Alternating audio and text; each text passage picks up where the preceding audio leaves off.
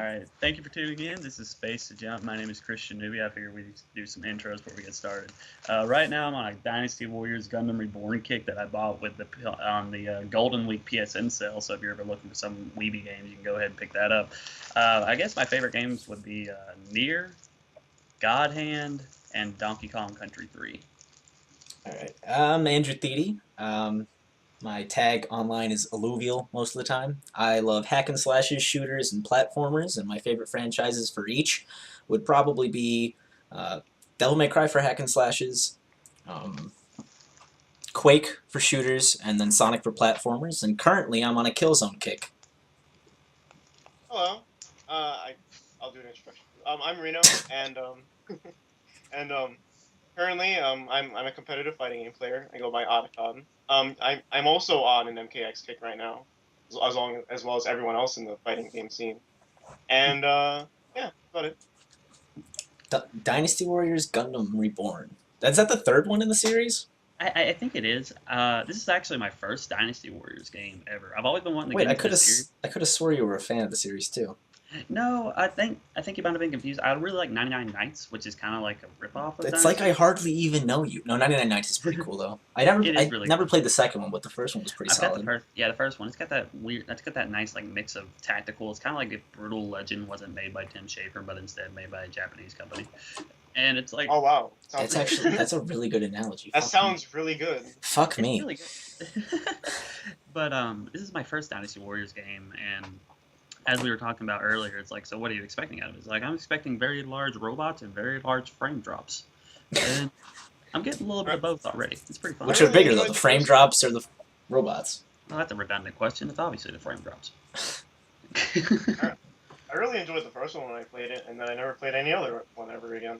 Well, I know Hyrule Warriors is getting a lot of hype, and I think that's the newest one in the series. Yeah. Well, I mean, technically it's a spin-off, but I think 8 technically got a revision because they usually have like extreme something.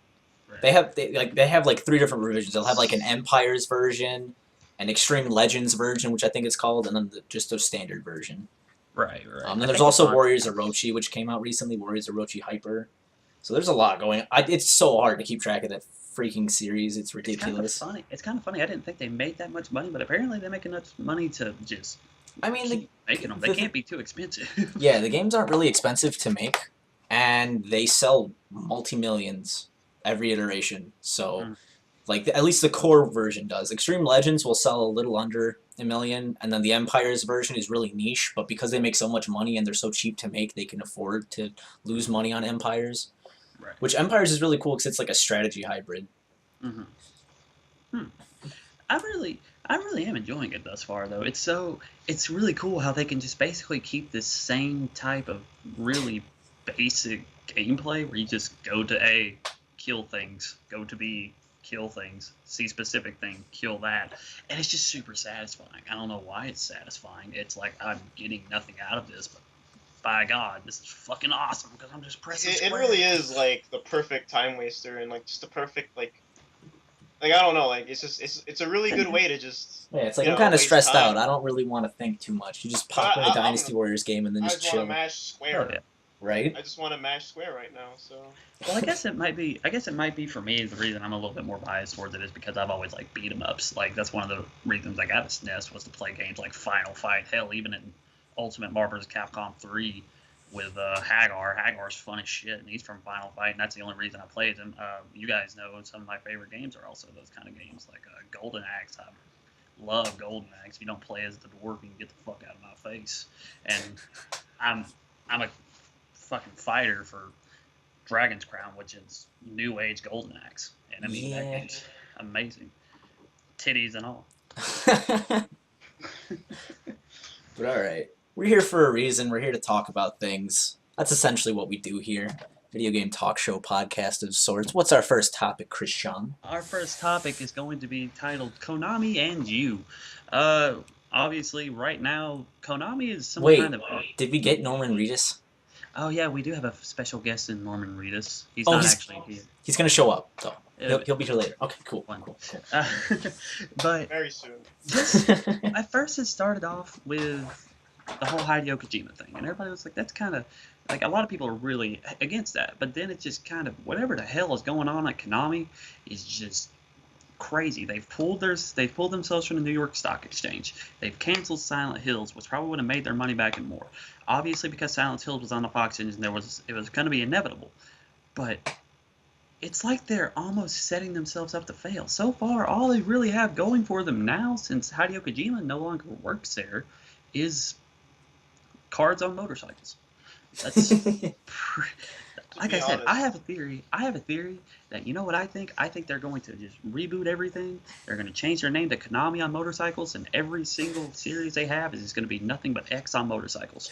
Dude, Pyramid Head riding a motorcycle chasing me in a fog does not sound like a bad time at all. I mean, it's symbolism. Oh my god, Silent Hills karting? Yes. It's symbolism. Like, you just don't understand. One of the items is just like James's like sex thing. This would be great. Oh my god, Norman Reedus is a DLC character that never gets unlocked because they canceled the game. Rip in peace. Oh. He's just on the title. He's just there. He's the selling point. I always felt like Silent Hills, like even if it was a game that would have gone through development hell, at least it would have given Konami like, hey, we're still working on something that's you guys want it, right? So yeah, right. You guys just gotta wait a moment. Because aside from like Metal Gear Solid 5, and maybe not even to an extent, like kind of Revengeance, you can't really think of many projects they've released in the past 3-4 years that anyone got legitimately hyped up for during the development cycle. They had like Lords of Shadow. No one gave a shit about Lords of Shadow. I don't give a shit about Lords of Shadow. I think that game sold like 200,000 copies worldwide. My girlfriend bought me a copy of Lords of Shadow, and I was like, when she talked to me about it, she's like, "You like it?" I'm like, "Yeah, I like it," and I do like the game, but it's really just average. Like, it doesn't really do anything. Like, I feel like I'm just playing like Dante's Inferno, but instead with Castlevania skin. Yeah, that's what I hear a lot of people say. I played a bit. The most I played in a Lords of Shadow game was the sequel to the second one. I played the demo, and I didn't like it, like at all. Yeah, I don't like it. The whole Lords of Shadow series is very wishy-washy with the Castlevania fan base. Because the thing is, like, they all like the Metroidvania one so much that you either make one like that or don't make Lords of Shadow.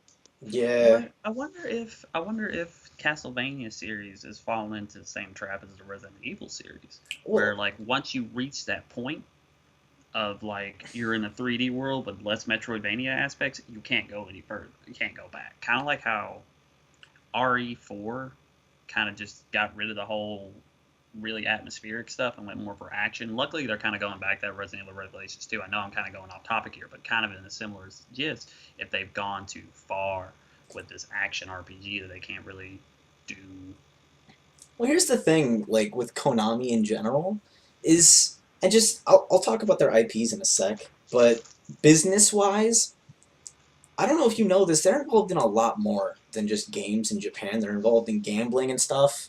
They're involved in like casino machines and the slot machines and stuff like that. They're involved in some sort of health centers. I don't think it's exactly a hospital, but something involving health.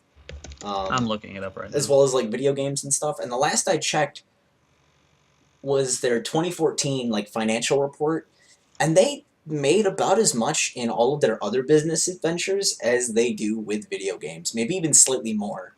And I feel like, and it's not a lot of money, regardless of where they're making it from. They're not making a lot of money. Metal Gear Solid games, a lot of people don't want to admit it, but they've been on a steady decline sales-wise for a while. They still sell a dick ton, but they definitely don't sell like they used to. And Silent Hill is the same way. Even when the games were decent, like with Shattered Memories and stuff, they just didn't sell very well. Was The Room any good? I've heard The Room was good. The Room? I haven't played it.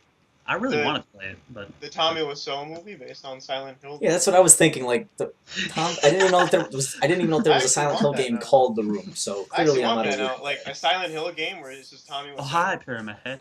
Oh hi, Pyramid Head. Oh hi, James. That'd be beautiful. I do not have sexual angst. I do not. This is bullshit. He's just gonna play football with Pyramid Head. Pyramid Head wearing a tuxedo, throwing a football is something I need in my life. It's literally just 8 hours of that, 8 to 10 hours of just a quick time event of Tom and Wasau throwing a pyramid, not throwing a pyramid, throwing a pyramid head. He's throwing a pyramid, no, yeah. Just having a hallucination. There you go. No, but like, Silent Hills. Silent Hills isn't selling well. The games are decent, but the games aren't selling well. Metal Gear Solid, the games are decent, but they're still selling well. They're just not selling as well as they used to. Castlevania, the game started to drift and started to lose sales a bit. And people started to stop caring about the franchise because it was pretty much the same game every time. It became so oversaturated with sequels that were pretty much the same game. Mega Man. Oh, yeah. And then they decided to reboot the game, which was actually Kojima's idea, interestingly enough. And I feel like they were onto something. I just feel like they strayed too far away from Castlevania. The way that you do a reboot is you can't just completely abandon the two genres that your series is based off of, and it was side-scroll platforming and Metroidvania. You literally helped coin an entire genre name, so you need to respect that genre name, and they just made a hack and slash. So it was kind of meh, and then it didn't sell well, it reviewed okay, and then they kept making sequels for it, so Castlevania is pretty much out of the picture, because it just doesn't sell anymore. And Konami's not making money off of pretty much any IP but Metal Gear Solid. Well, how about Dance Dance Revolution? Well, Dance Dance Revolution, they make a bit of money off of it, but that company as a whole was merging with another company, if I remember correctly. Mm-hmm. And there's been a lot of rumors circulating, some of it coming from anonymous sources that have been verified to work in Konami, that a lot of people are going to start losing their jobs and have been losing their jobs, even if they are established personalities such as Kojima. Even he's not safe from it all. And they're going to start working towards mobile gaming because they're low on money. And as Sega has shown us, if you are not making money in video games, you just go to mobile gaming because that's where all the bucks are. I mean, it wouldn't be so bad if they were in mobile gaming. According to Wikipedia, with what they're making, and I'm not gonna actually go and check. It's on Wikipedia. It has a citation. The revenue is down to only 15,995 million yen, which that's not that great for a company of that size. Their net income's only 12,170 million. I actually just. That's for a year of 2015. Yeah. They're at 18.66. They haven't gone up today, so. But like, I'm looking at it, and that's the whole problem with Konami. And then you have to factor in the franchises themselves. As I said, Castlevania as a franchise has sort of been done, so they had to try and reinvent the wheel in a way, and explore a new venue for the series to try and make it fresh and fun again, to get people interested in talking. And it didn't work because, and I feel like they were onto something. They copied so much and they didn't do enough original to really warrant it being a thing and to catch people's eye like they had planned to, so that didn't really work out. And then Silent Hill, you can only explore Silent Hills so many times before it eventually gets old. It's one town. And it's always that town. It's more or less a town based on someone's like emotions. Well, exactly. Right? It's the town. It is morphed. It's a reflection on your inner demons. But it's still the same town at the end of the day. And if you play through the games, a lot of the landmarks and stuff are the same in the games. It's merely just the enemies they fight, the story they have, and the way that they traverse. And certain parts of the world might only open up for certain people based on their own interpretation and what they project onto Silent Hill. But at the same time, you can only explore Silent Hill so many times, and that series has sort of grown stale. And because even Downpour was a very traditional Silent Hill game, and it didn't do well sales-wise. It didn't do well review-wise either. But I feel like Konami just, they don't see. Then the reason I feel like these sources that are saying they're moving to mobile gaming are correct solely because they aren't making money. So of course they're going to have to go to mobile gaming. If console gaming just isn't cutting it for them anymore, and all their series are just going to the shitter in terms of reviews, in terms of originality, in terms of sales, and there's no reason to be there. I think another thing that a lot of people need to take into account with the Konami issue right now, with Konami versus Kojima, is that a lot of people are just bounding onto Kojima. And don't get me wrong, as a game developer, Kojima has earned his rights. He's very talented. You don't make as successful and well-known series as Metal Gear Solid and it be shit. Well, I mean, you can make a game that is shit and be popular. We'll talk about that later. We'll talk about that later. But it's pretty much but in a case where it's unanimously agreed that Hideo Kojima knows what he's doing.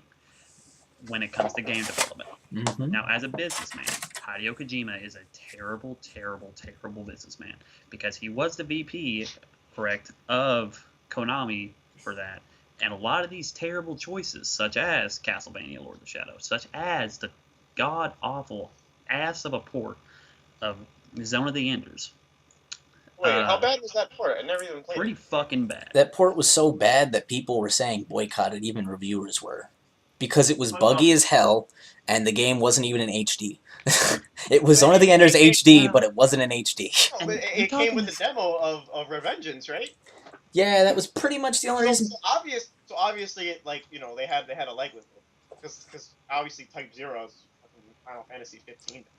Yeah, I feel like that's just become a thing that companies are doing, because it's even on the cover of Zone of the Enders HD that it has a Revengeance. Like, the game has to be like, I know that the game on the disc is shit, but at least we have a demo for a game that probably won't be. This is a game you're excited for. Please buy me. And you guys played this game before, and you might not like it, but here's the demo. I'm in a minority. I didn't know that game was not liked. I love Zone of the Enders. I think it's super fast-paced while it is flawed because it's kind of really vanilla. Like, you can pretty much go through the entire game with one strategy. Be real here. But it's fun. That's the problem with Zone of the Enders. Zone of the Enders 1 is considered an average game, even bad by a lot of people, and Zone of the Enders 2 is considered a masterpiece. See, I've never played Zone 2. I've only played Zone 2 is considered an absolute, like, one of the 100 games you must play before you die. It's so good. But 1 is considered average. So essentially, with the way that they were marketing it, and the way that people were word of mouth marketing it, was essentially the same way they marketed Devil May Cry HD, and that's, you're getting these cool games, and Zone of the Enders 1 as well. You're getting Devil May Cry 1 and 3, but you're also getting Devil May Cry 2. because you have to deal with it. Exactly, and I don't know, like, I feel like it was just a bad idea I mean, the game sold poorly when they came out, so I don't know why he thought making an HD remake of them would work out, and then the HD remake ended up sucking ass, so clearly they didn't know what they were doing with that, and I don't know. And I know this is a very unpopular opinion, but Ground Zeroes, that got hella flack because after the dust is settled and after everything has been said, at the end of the day, Ground Zeroes is a $30 demo. It's not an unpopular opinion. Everyone said that.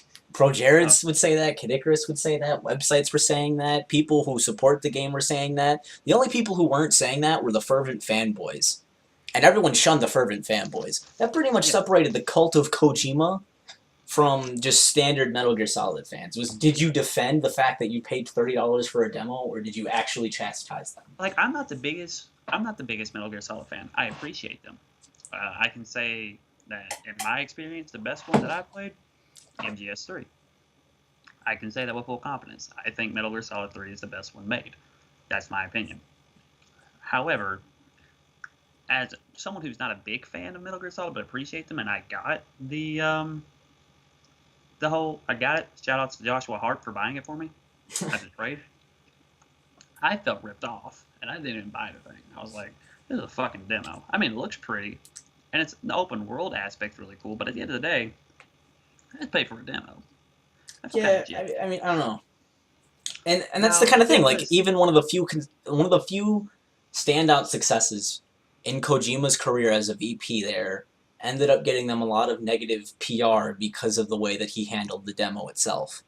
I think it wouldn't have been met with such negative aspects if it wasn't $30 goddamn dollars.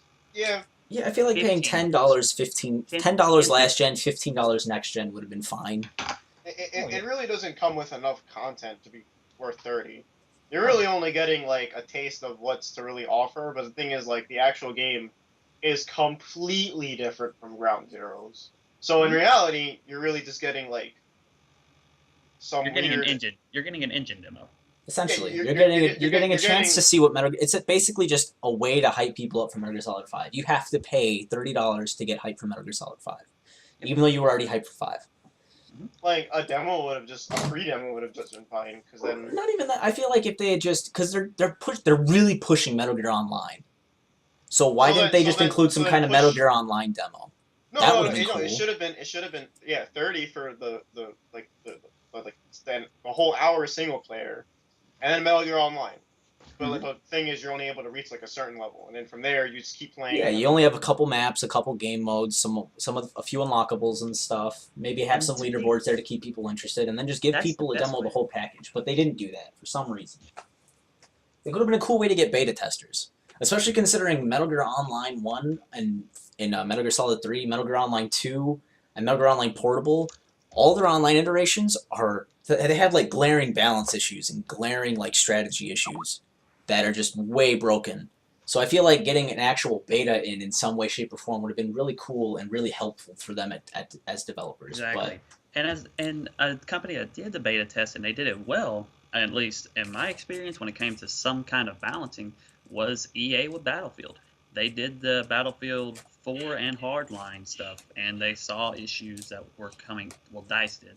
DICE saw issues that was happening in Battlefield, and they saw issues with balance, and they tweaked it a bit. They would even tweak the beta itself so that way people could test out changes, so that way they'd have the most polished final product possible. And even though it doesn't always turn out, as we've seen with Battlefield 4,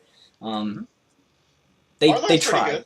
They try. Hardline, they delayed Hardline. They learned from their mistake when it came to... I'm going to pick it up sometime soon, but I think we are straying, and I think we've covered... Yeah, we're straying way too far. Konami. We're straying way too far, but essentially...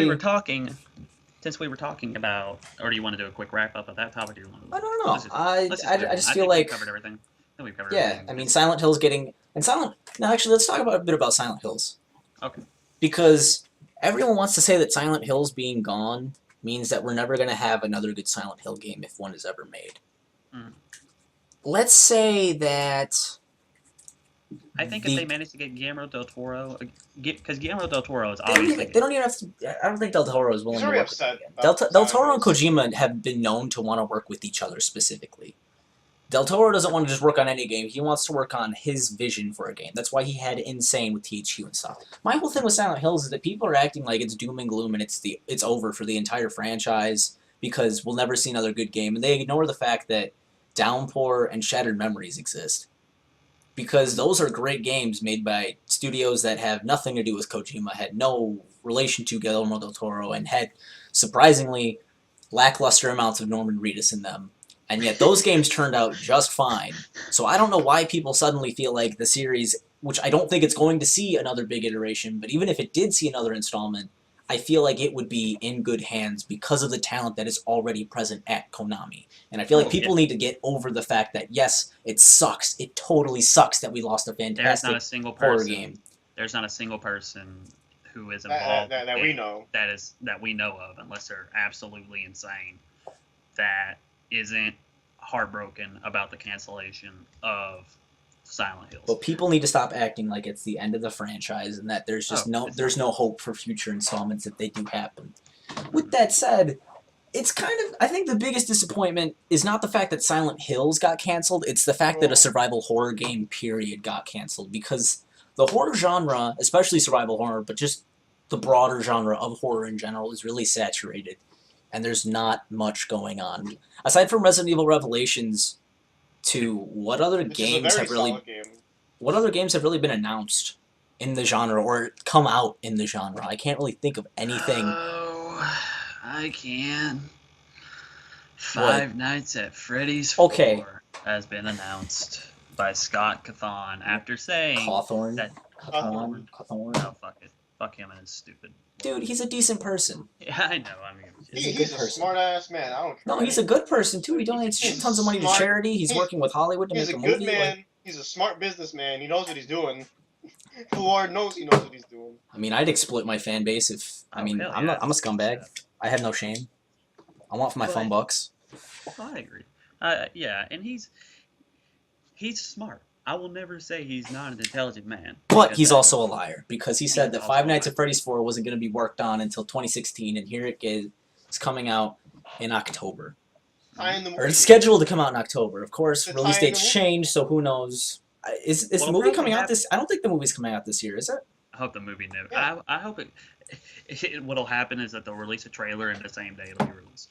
You know, honestly, it's funny. I was kind of thinking about when the movie would take place, because I don't like Five Nights at Freddy's. I think the lore is absolutely obnoxiously stupid and full of holes, both basic and, intricate. and I feel like the gameplay is extremely meh, and I feel like the tension just isn't there because the tension is controlled by RNG, and when your tension is luck based, that's kind of fucked up. Five Nights at Freddy's 2 is the best one of the series. Oh, But free even points, beyond the that, I best was one. kind of thinking about the movie and when it And would even take it's place, and I was kind of like, because okay, 2 is a prequel, 3 is a sequel, like way in the future, and then just 1 is 1. So I'm wondering if if the movie is going to take place during the events of 3, and then just 1 and 2's events are going to be like flashbacks of some kind through some I'd bullshit imagine plot that device. if they're going to do something, I would imagine that there's probably going to be a segment of the movie dedicated to leading up to events of, such as the Bite of 87, which is where Yeah, like Foxy I would- would. Yeah, like I know they're going to have flashbacks to that kind of stuff, but I'm wondering if they're going to have it to where it's going to be like 2 movies to cover all 4 games, or if they're going to have just 1 movie that takes place during one part of the timeline, like 3, and then just has flashbacks to the other one, or one that takes place during the first movie and then just references the second game and I stuff. mean, to be perfectly honest, whatever covers the plot holes that are Yeah, infested. that's the with important this game. thing, is that the movie is going to be very.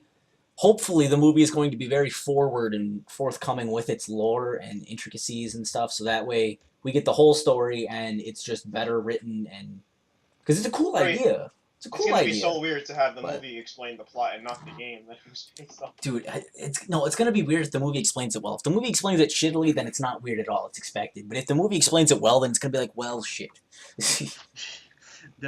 Me and Andrew were talking earlier, and when we look at the picture of the Five Nights at Freddy's 4 teaser, the final chapter, which the last one's final chapter, and he has the little little Freddy's budding from him. Yeah, why The does he only have? thing- What is the point? It's like, Do you can reproduce by budding? budding? Can you? Can you? Can you? Can you? Like, that's what I imagine. Like, I don't understand. What is with that design? What I do, I will appreciate this though. Say what you want about it.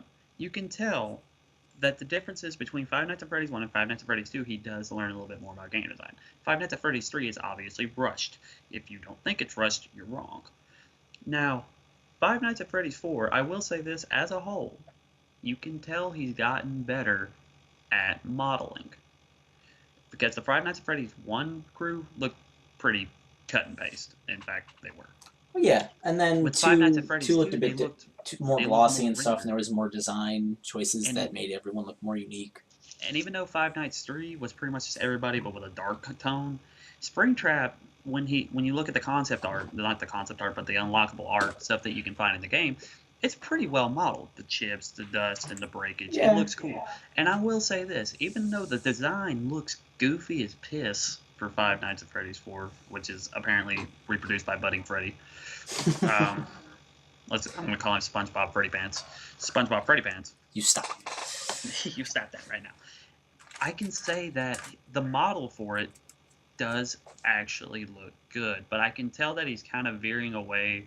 I think he's trying to do something, just speculation on my end. I think he's going to do more with the horror attraction thing, because this thing looks downright demonic, as opposed to the first 2 games where they looked more kid-friendly. So it's probably going to be a continuation of part 3.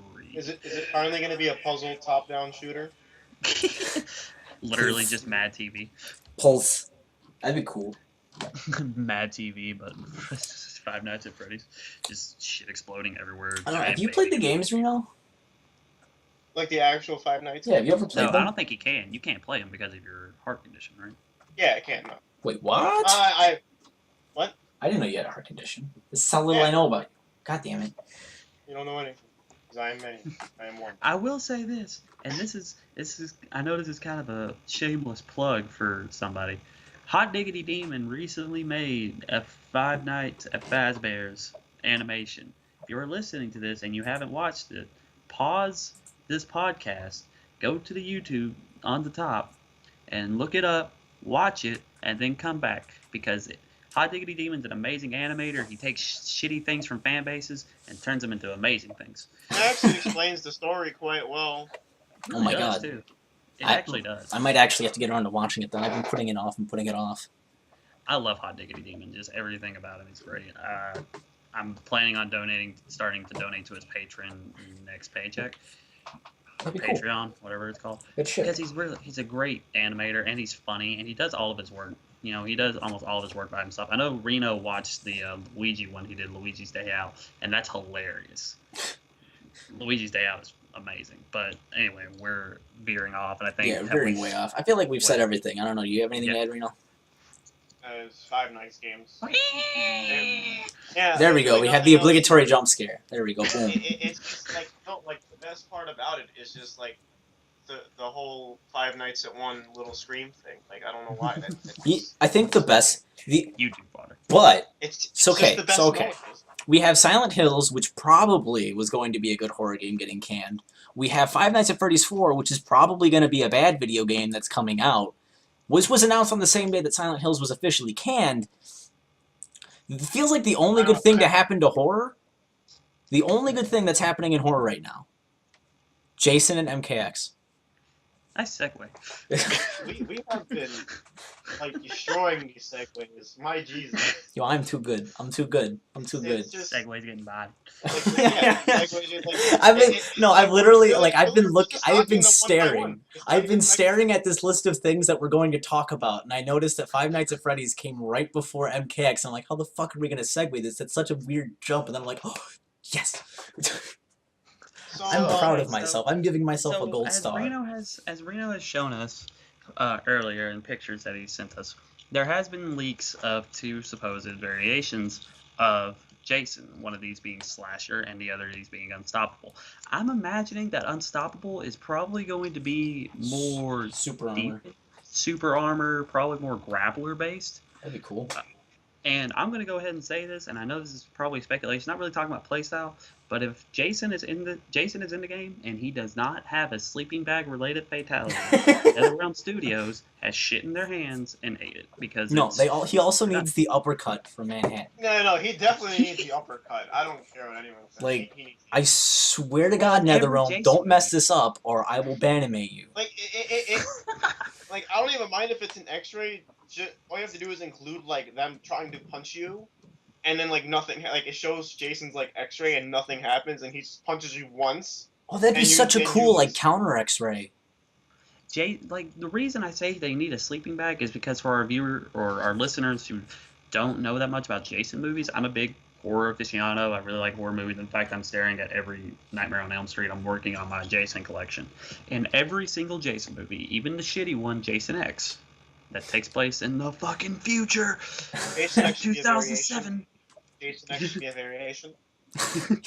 Anyway, in every single movie, there is, in fact, a sleeping bag related death, including Freddy vs. Jason. There is a sleeping bag related kill in every single one. No exceptions. I didn't realize it was that much of a trademark. Damn. They have a photo on the Kombat history collection in MKX where it shows a photo of his fatality. I'll bring it up right now for you to look at. I didn't see a sleeping bag, but then again, don't characters have like 2 or 3 fatalities each? I think it's 2, yes. And they have more variations on. And they also have brutalities and stuff. Dude, if anything, I'm really excited to see how they're going to handle brutalities with it, because brutalities are going to be cool. I also want to know what they're going to do with the intros. The intro's going to be neat because he doesn't talk. You're a big guy. I'm really expecting him to just look at the screen and then they kind of just say their own line I legit expect Johnny Cage to know who Jason is, but in the terms of like an actor standpoint. Yeah. I'm a big fan of your work. I'm a big fan of your work, or something like that. And honestly, I don't want Jason to say anything. I just want him to stare blank. It's like Johnny Cage goes, "I'm a big fan of your work." Oh, so you're the quiet type. And Cassie Cage could say something about how he walked in on someone watching one of his movies and how it scared her when she was little or something like. There's a lot they could do for the interactions for sure, even if they're only one way, and it could create a really cool dynamic for new jokes. But I'm not a comedian. On playstyle. So we're pretty much all agreeing that Unstoppable is going to be more super armor based. Probably, do you think that's probably one where he'll hit harder, but he'll be slower. So probably one of those variations. And do you think he'd be more focused on using his machete, or you think he'll be using his fists and doing uppercuts to Well, like obviously Slasher. Yeah, Slasher is obviously the machete. Do we have like at least a name for the third variation or no? No, No. I didn't get Okay. a photo. I have 2 photos and I have video. Source is Event Hubs. Thankfully, they always come. Alright, I'll go ahead and link. I'll go ahead and link. Hubs come through, Yeah, I'll link that in the description for sure, so that way you guys can go ahead and check all that stuff out. Yeah, It'd be pretty cool for you. but one thing that you can't really you have to take into account as well is that Jason does have potential for projectiles using his machete, and what I think be cool as shit. He does have a bow and arrow. What I think would be cool as shit is if they did something similar to Cody from Street Fighter 4 with a knife, where you could pick up your machete, throw it, and use it to do extra damage, probably in an unstoppable or a slasher variation. I think that'd be a neat thing. Oh, that'd be really cool. Like if you, yeah, that'd be pretty neat. Because there's a kill I think in Freddy versus Jason, where Jason throws his machete through a goddamn cornfield and yeah, that's stabs Fred. that That's guy. Freddy versus Jason. It's one of the few Jason movies I've actually watched, sadly, and that. No. If there's gonna be an alternate costume for Jason, it can't be Jason X. It has to be Jason's mom.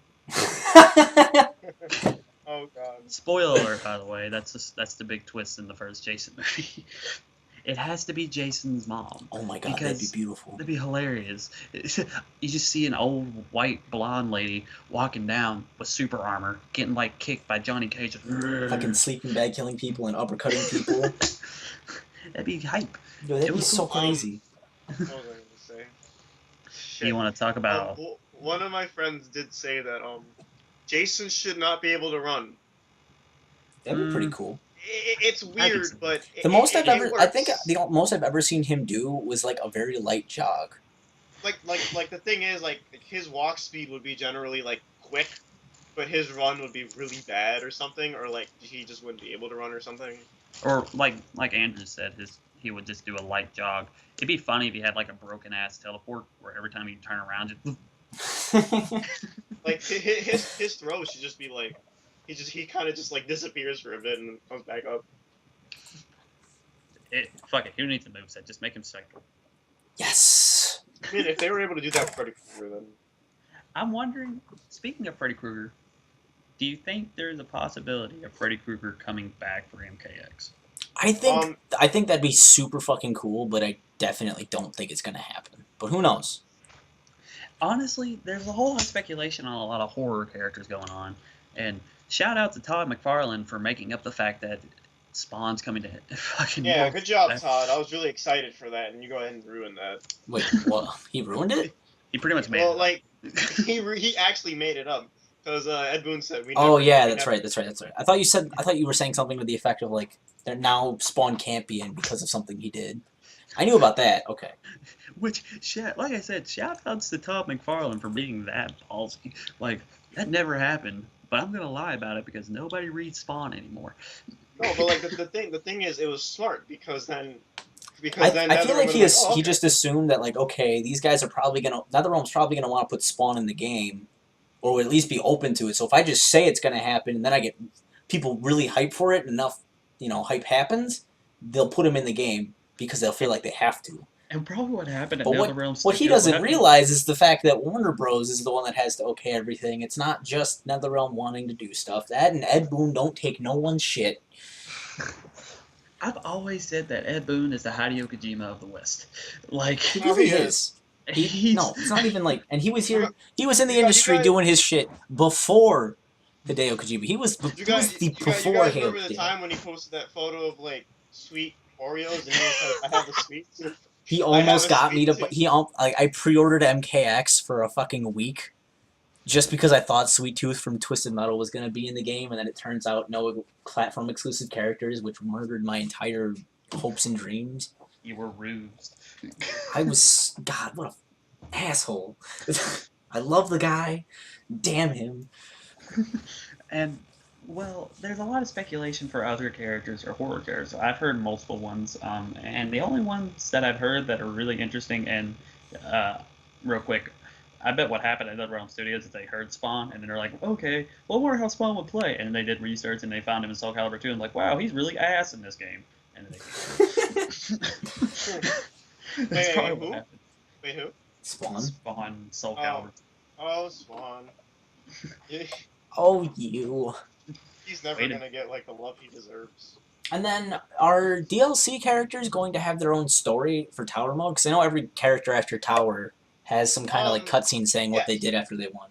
Yes. I just wonder what Jason's is going to be. If you guys want a spoiler for Sub-Zero's, I can just spoil it right now. No. No, because it's not just for us. It's for beautiful. It's beautiful, sure but I'm not gonna. Is it MK4? Is it MK4 beautiful? Similar to that. No. I'll probably I'll get the game eventually. So. Well, I have it on PC. I just gotta get it. Yeah, like I then really again, it is Tower Mode, but even still, it's Tower Mode. If it's that beautiful, I might as well just watch it and myself.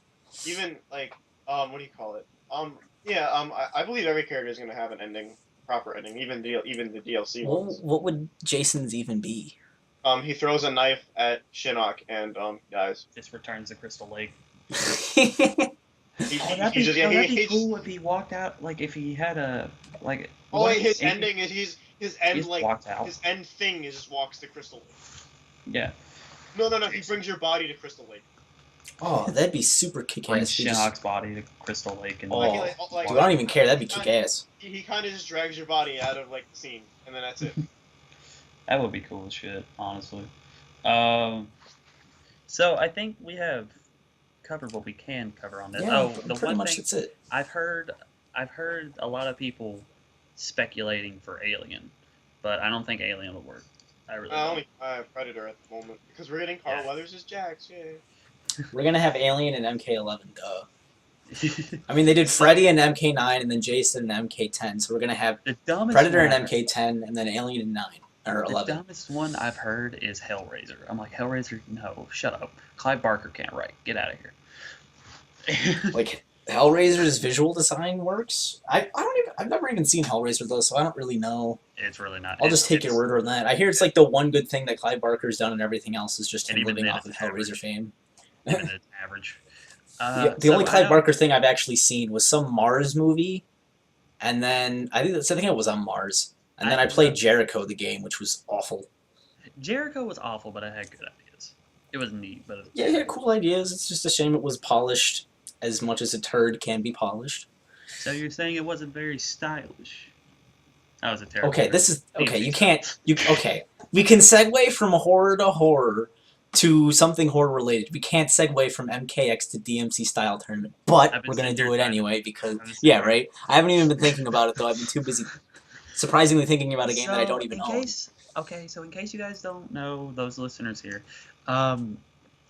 DMC style is going on right now, the Definitive Edition style tournament, and the winners will get a signed copy of the DMC limited edition. Yeah, and then the grand prize for all of the weeks combined, because it's a weekly thing. All the weeks combined, the grand prize is unknown at the moment, but essentially, what the style tournament. Be the pizza box.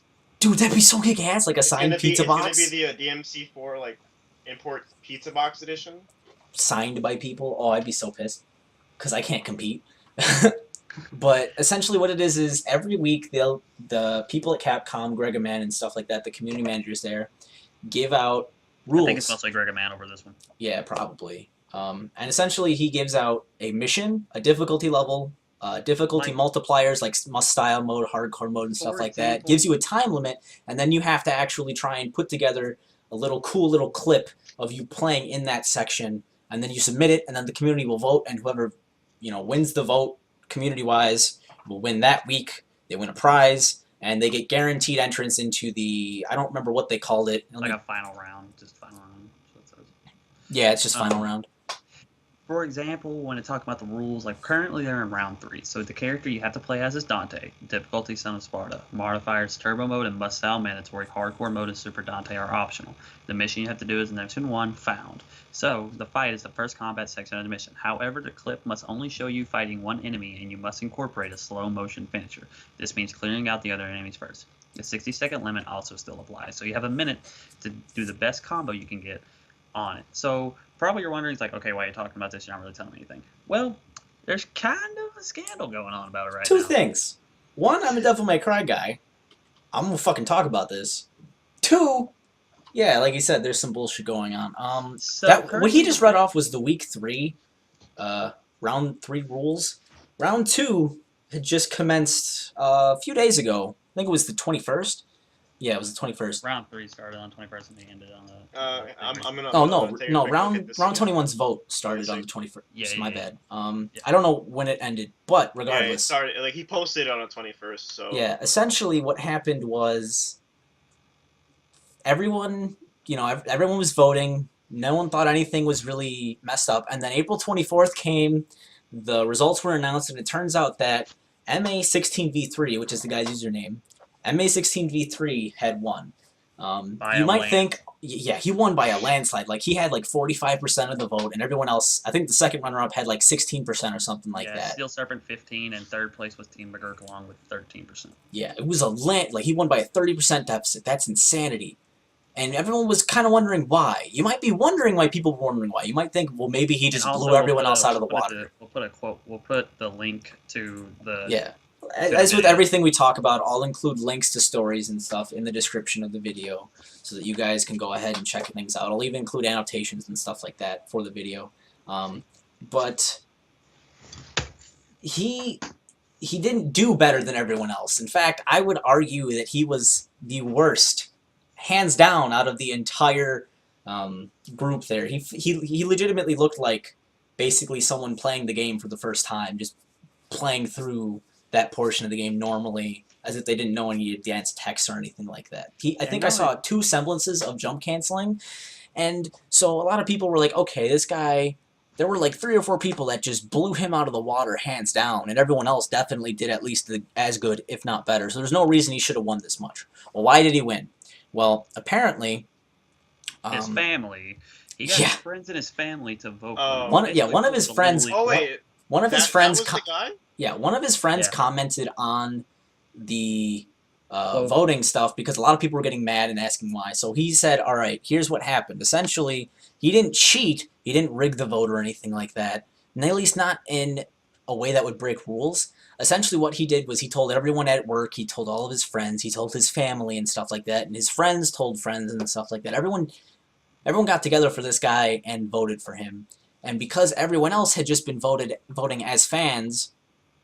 this skewed the vote heavily, because now it went from 300 or so hardcore Devil May Cry fans that are just voting for this tournament. It ended up being like 50 or so people that ended up just coming together and voting for this one guy, not because they thought he was the best, but because they know him personally, and without even watching the other entries, voted him in, and he won a... Wow. Okay. And the round 2 prize, my bad, round 2 prize was a signed copy of the Japanese physical retail release of Devil May Cry 4 Special Edition, which is not available in America. So he got something pretty damn prestigious, considering it's signed, and then the fact that you can't even get it. And he basically cheated. If you guys, if you're able to, am I able to save this photo? Yes. They have a photo of the polls. This guy is at like a staggering 32% higher than. No, he's at a 30% higher than everyone else. In the video, I want to give, aside from this, I want to give shout-outs to Steel Serpent, Team McGurk Long, and who was it? Mario Taz? There was Anderson Santos, Gamer Izzy. You guys did fantastic. Mario Taz. Like, everyone did pretty solid, but I feel like Mario Taz deserves a lot of praise. I think he goes by Bumblebee on YouTube and stuff. He did fantastic. He had one of the most interesting and original ways to kill the Dream Runner that I've ever seen. So he definitely had the most original. Steel Serpent and McGurk Long had really just solidly interesting ways. Nothing too crazily interesting like Mario Taz, but they had really interesting ways to combat the entire wave as opposed to one particular enemy. And then Anderson Santos just showed immense tech skill. His jump canceling was phenomenally clean. He was barely moving vertically, and all of his shots were landing. He was very fast, very thorough, very clean, and he introduced every weapon into his combos. It was fucking amazing to watch. And when we're saying that he barely moved vertically, I mean he maybe dropped a half frame. Maybe. And when I don't know if it's a big impact, you'll know more than I do, but when the final score, like it says like S or SSS, MA16V3 ended with an A. Everybody else ended with triple S's.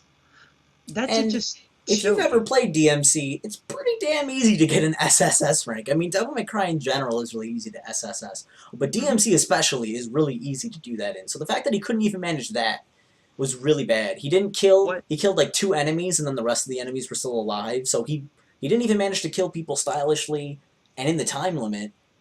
It was all around trash. Oh my god, it was And bad. this is awful because this is rigging a very close knit community to do something for your own self.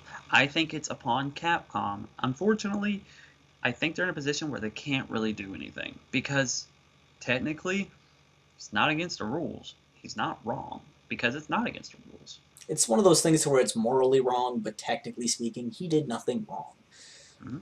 And That really sucks. the worst part about it is that this isn't some huge competition where, this isn't like a tournament where things happen like this all the time. The Devil May Cry style tournaments are really, really rare and niche. And for Capcom to go out of their way to host an official tournament with prizes and everything is fucking cool. And the fact that the community, as small as it is for DMC, started to band together to sort of support this and tell Capcom, yes, we want more of these, go ahead and do more of these. And then for some shithead to just come in and be like, I want to cheat. Fuck you. I'm going to go ahead and just rig this in my own special, technically legal way. He didn't purposely rig it, his friend did. And his No, friend him- didn't he- really mean for this to happen. No, he himself did it too. It's just It had a to start very somewhere. it's a very ambiguous situation. I don't like it at all because it sends bad signals. When Capcom's thinking about doing this again, they're going to look at the negative community backlash. They're going to look at how people cheated in the fan vote and stuff. They're going to be like, well, it's not really worth it. The community's not big enough. The community's not honest enough, so fuck it. It's because it's one of those things that you can't prevent happening.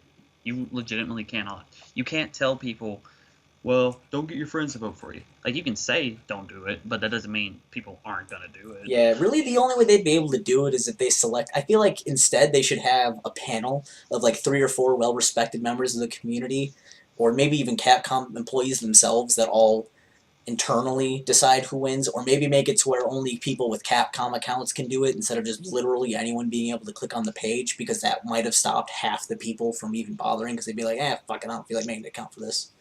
Yeah. But aside from some ruling changes, there's really no way to for sure stop it. It's going to happen. And it's a shame.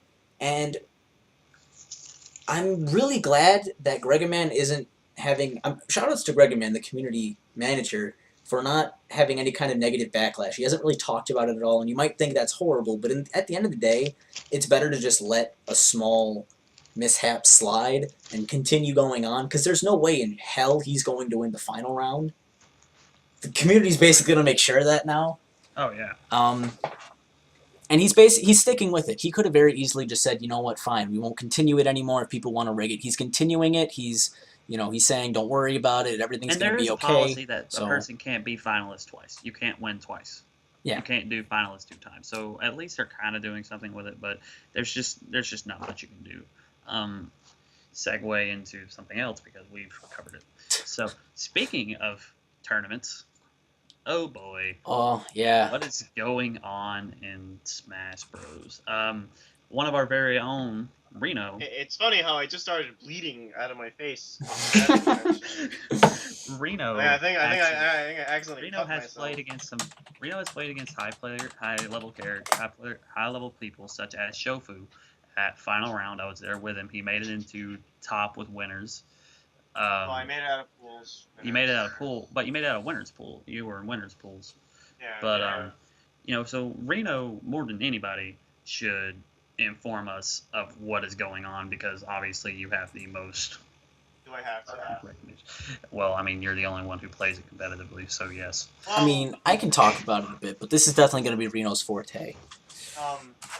So the community has been, it's kind of like, it's a really divided community right now, Smash 4, because, the main issue is, should customs be allowed, and should customs be the main stage in tournaments?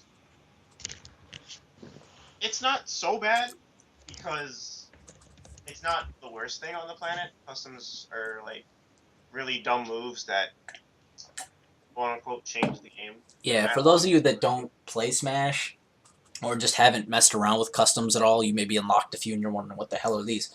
You can basically set up custom movesets for each of the special moves, which are the B moves, on your characters. You can basically make, like Pikachu's Thunder Shock, instead of just dealing a bit of damage and bouncing along the floor, maybe it'll shoot straighter and it'll stun the opponent when they get hit by it instead of just doing a little bit of damage, which could lead to combo opportunities and stuff. So it's just a lot of stuff that modify moves slightly. Pikachu has an infinite based on that, mind you. Oh yeah, that's right. Pikachu also has an infinite. I guess that was a good example of mine. He has an infinite that's with what we say, because if we piss off, we're gonna piss off the Smash Bros community, the Melee community, and they're gonna get all mad. Melee community's not gonna care. Melee community's gonna be like, see. That. Well, like Smash 4 is a really good game. Solid. It promotes a lot of good fundamentals. Custom moves, they're not the worst thing, but to be honest, a lot of people share the same argument that they really don't want to learn like the whole entire custom moveset plus the character plus the player, because competitive playing comes into learning your player matchup and your character matchup, and that's kind of takes a while. I'm not gonna lie. Well, not only that, but then you have things like, I mean, I've seen people defend it by saying, well, Mortal Kombat X has variations. It's pretty much the same thing as customs. One, no, it's not. Two, the whole thing with that is that customs are allowing for infinites. The tier list is totally skewed now. You still have characters that are shit, and you have a lot of characters that are just have really broken tech, like Donkey Kong and stuff like that. I haven't really been keeping up with the custom meta. So Reno, if you have any other examples of stupid characters. Wii Fit Hula Hoop is literally just Meta Knight Tornado, in case none of you people know what that is. Palutena. Oh no, she's a whole new character with customs. I think the way I look at it is I think that customs should be a side tournament. Oh, it's not fair to the people who have been playing for this long. That the issue of, well, you need to adapt. Okay, look, you're going to try and make people adapt to over 1,000 combinations of custom moves. When the game hasn't even been out for half a year yet. Yeah, people are still trying to adapt to the game itself. The game came out in November. Yeah, people are still trying to adapt to the game, and you're going to try and throw monkey wrenches into it. It's setting itself up for failure.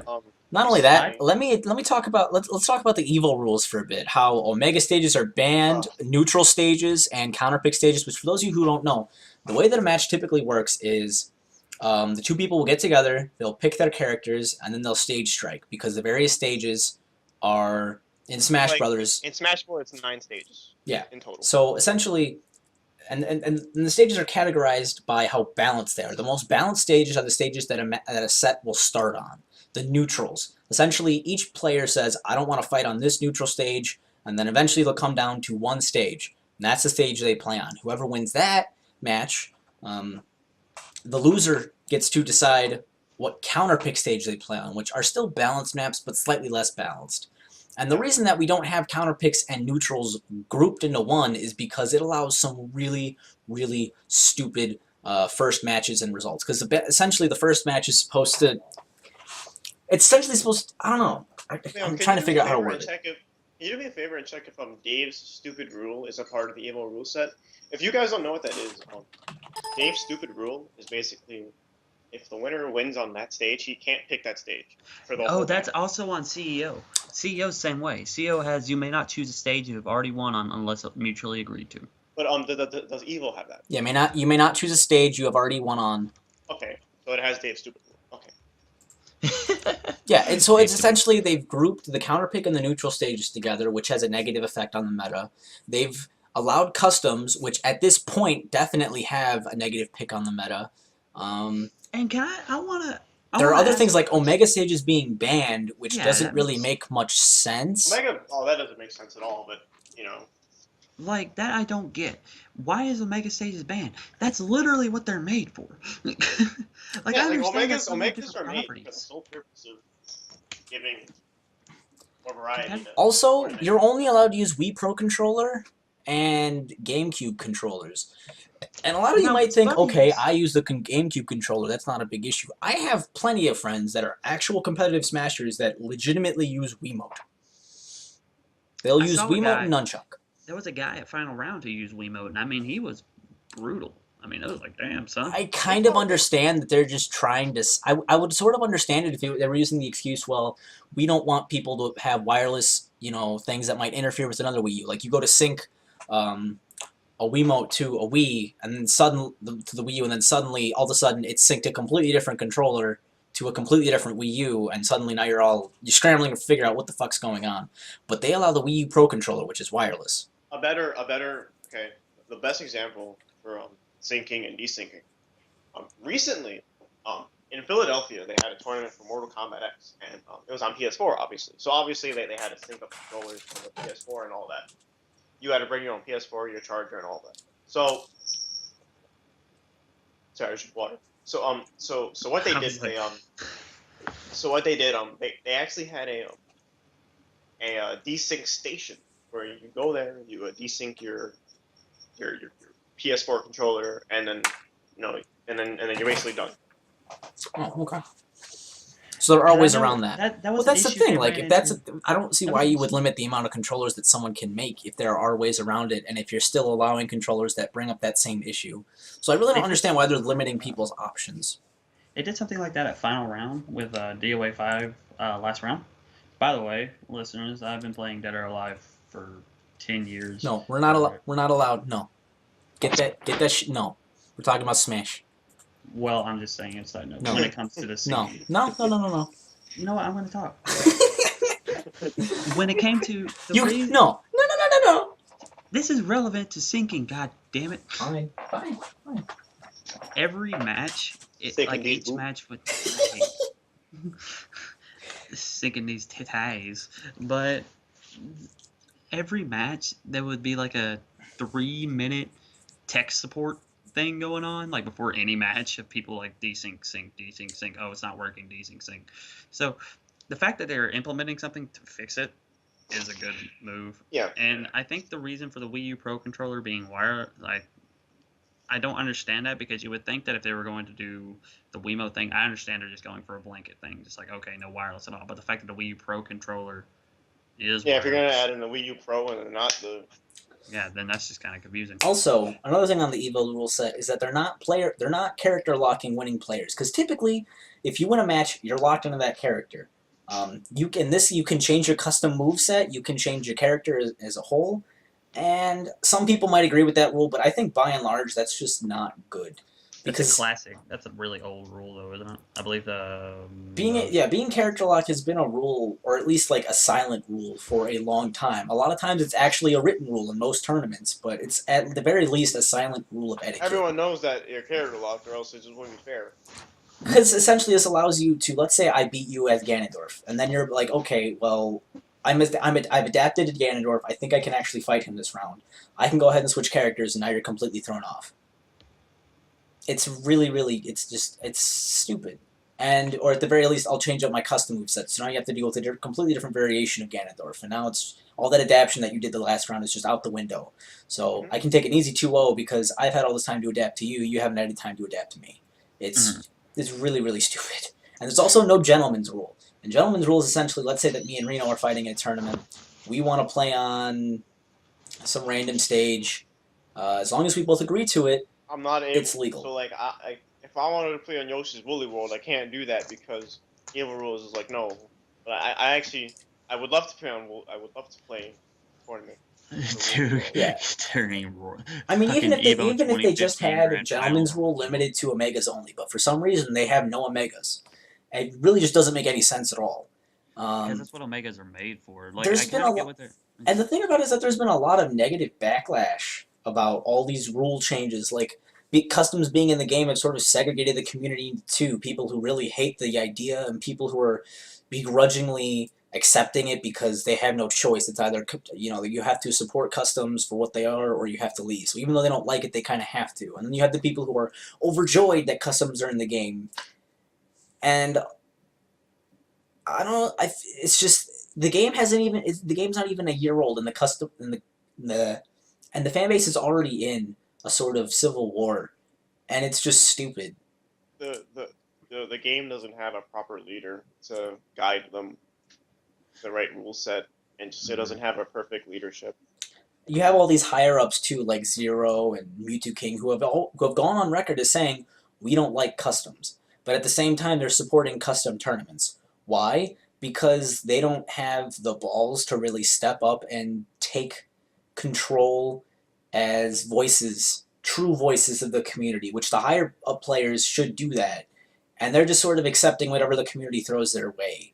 And when you have higher ups who do have this voice for, less skilled, less in the know players, they're just going to pretty much follow whatever the, top players say.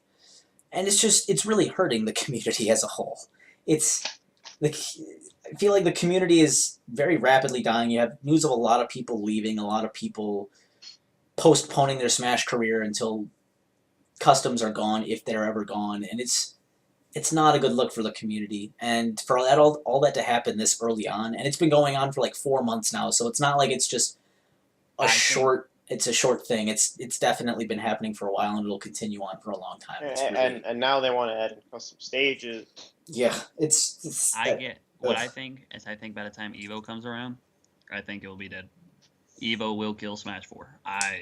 I feel like it's going to take a bit longer than that. It's definitely going to be a slower, more drawn-out competitive death. But I feel like by the time Evo next year happens, Melee will have double the entry numbers that Smash 4 has.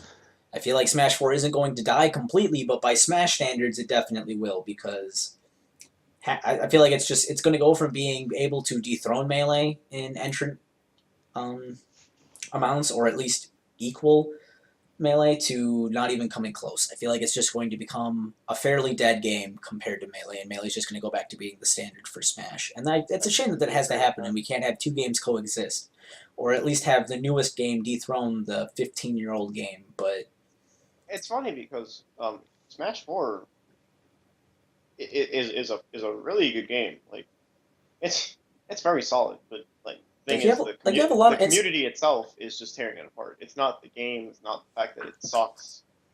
Like, even Melee players like it. It's just the community is tearing it apart. A lot of FGC members don't like custom. They don't like watching the game. Well, the problem is, it's because customs, like we said, adds this huge monkey wrench into a meta that's still trying to become a meta. You can't just do that. It's like they're basically asking the community to fly. They're asking everyone to fly before they can even walk. And in the middle of trying to fly, they're telling them all these new things they have to do. Do a loop-de-loop, do a barrel roll, do all these crazy things. And the community is just like, what? We don't even know the basics of this game yet. We don't even have like fundamental...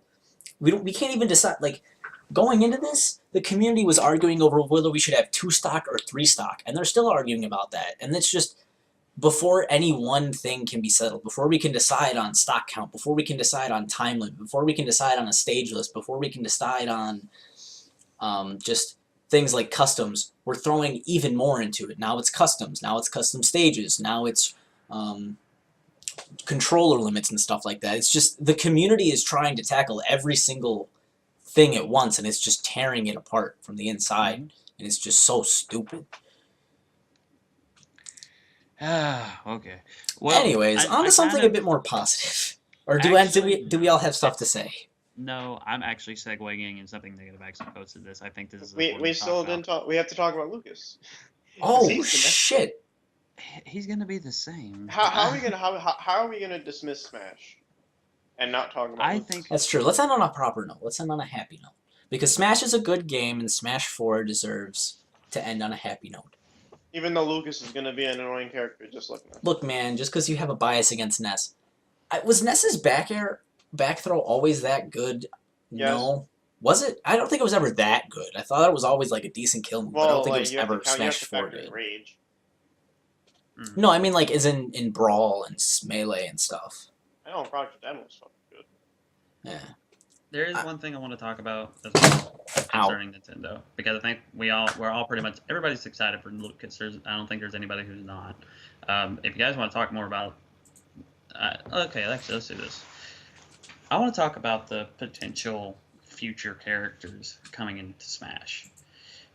So once the patch note came in and someone did some data mining, they have found sounds for Ryu from Street Fighter and Roy from Fire Emblem, or as most people know him from, Roy from the other Smash game. Roy from Melee. So, when it comes to Ryu, I am super fucking excited for Ryu, if that's a thing. Because that's fucking cool as shit. I don't care what anybody says. Just imagine Ryu fucking just down punching the dicks out of Mario. Just punch him in the face. I feel like it'd be really cool. The whole thing about him is that, like, we have Lucario. Lucario literally plays like a Street Fighter character would. That and he's Ryu. I don't know how art-wise he would really fit in with the rest of the cast. So, yeah. But then again, you have Zero Suit Samus. But then again, Zero Suit Samus is one of those characters that hasn't been depicted a ton, and when she was depicted in Other M, which is an art style more similar to Smash 4 than a Street Fighter game ever has been. So it'd be a much bigger stretch to put him in that game artistically. Mm-hmm. That, and Capcom's already got a third-party rep. That, and I feel but they like... have found sounds in there, though, so... Yeah, I don't know. I think it'd be cool. I would totally play him. I would totally play him. I'm just saying I don't think he's going to be in. I think it was just a random find, or maybe it wasn't even a random find. Maybe it was a random lie. But I feel like it's just fluke. It's not going to happen. And I mean, if the sound files are there, you really can't just like dismiss that. I'm welcome to be proved wrong, because like I said, I would play Smash 4 for Ryu. I would love the shit out of that. That'd be super cool. But I don't know. I don't think it's gonna happen. Fire Hadouken. I don't think they have customs, do they? Because I don't think Mewtwo. Oh no, Mewtwo's getting his customs in a later patch. That's right. Yeah, but he's. If I remember correctly, I think Mewtwo and Lucas are both banned from tournament play right now. Oh no, Lucas he's gonna be banned at Evo, but not Mewtwo. Yeah, just because they don't want to inject new characters a week before they come up. Nope. Don't want to inject new characters, but we'll inject custom moves. Yeah. I don't know, man. So, anyway. With Roy, I am not happy about if that's a thing. We don't need 5 Fire Emblem reps. I don't like that. I don't like the fact that... Technically, we already have 5. Female Robin and male Robin. Yep. But essentially, they have 5. But that, to me, that's just stupid. Like, with Nintendo, it seems like they take like 2 steps forward and then 1 step back. It's like, well, on one hand, a lot of people are asking for Roy. A lot of people have been asking for Roy. So I guess giving Roy to the people would be something that people would want. Generous thing. But at the same time, and we're not talking about Nintendo in general. We're talking about Smash. Mm-hmm. As for Roy's inclusion, I just don't think Fire Emblem of all franchises really deserves a 5th rep. I feel like that spot would be put better to use on a new IP like a Xenoblade Chronicles X character, or another character from like Splatoon. Bayonetta. Or F-Zero or something. Bayonetta. Look, man, how bad... Bayonetta? It's not happening. Wonder Red. Speaking of other IPs, and I did note and put this note in there because I thought about this earlier when we were talking about. Do we have to? Yes, because this is major. I think this is important. This is a new IP that Nintendo Alright, let's go. Going to ruin it. Splatoon. Splatoon, or how to make a good idea and shit on it. Like, it has so many cool ideas. It has this. It's like a combination of a third-person arena shooter with Capture the Flag and King of the Hill all in the one thing. And then what are you going to do? You're going to lock out ranked play until you feel as if your community deserves it. There's a lot of things with Splatoon. Splatoon is a lot like Star Wars Battlefront in that you hear more about the features it doesn't have or won't have at launch as opposed to what it actually does have. When it comes to Splatoon, let's see if I can think of a list of things, because Splatoon doesn't have ranked play at launch.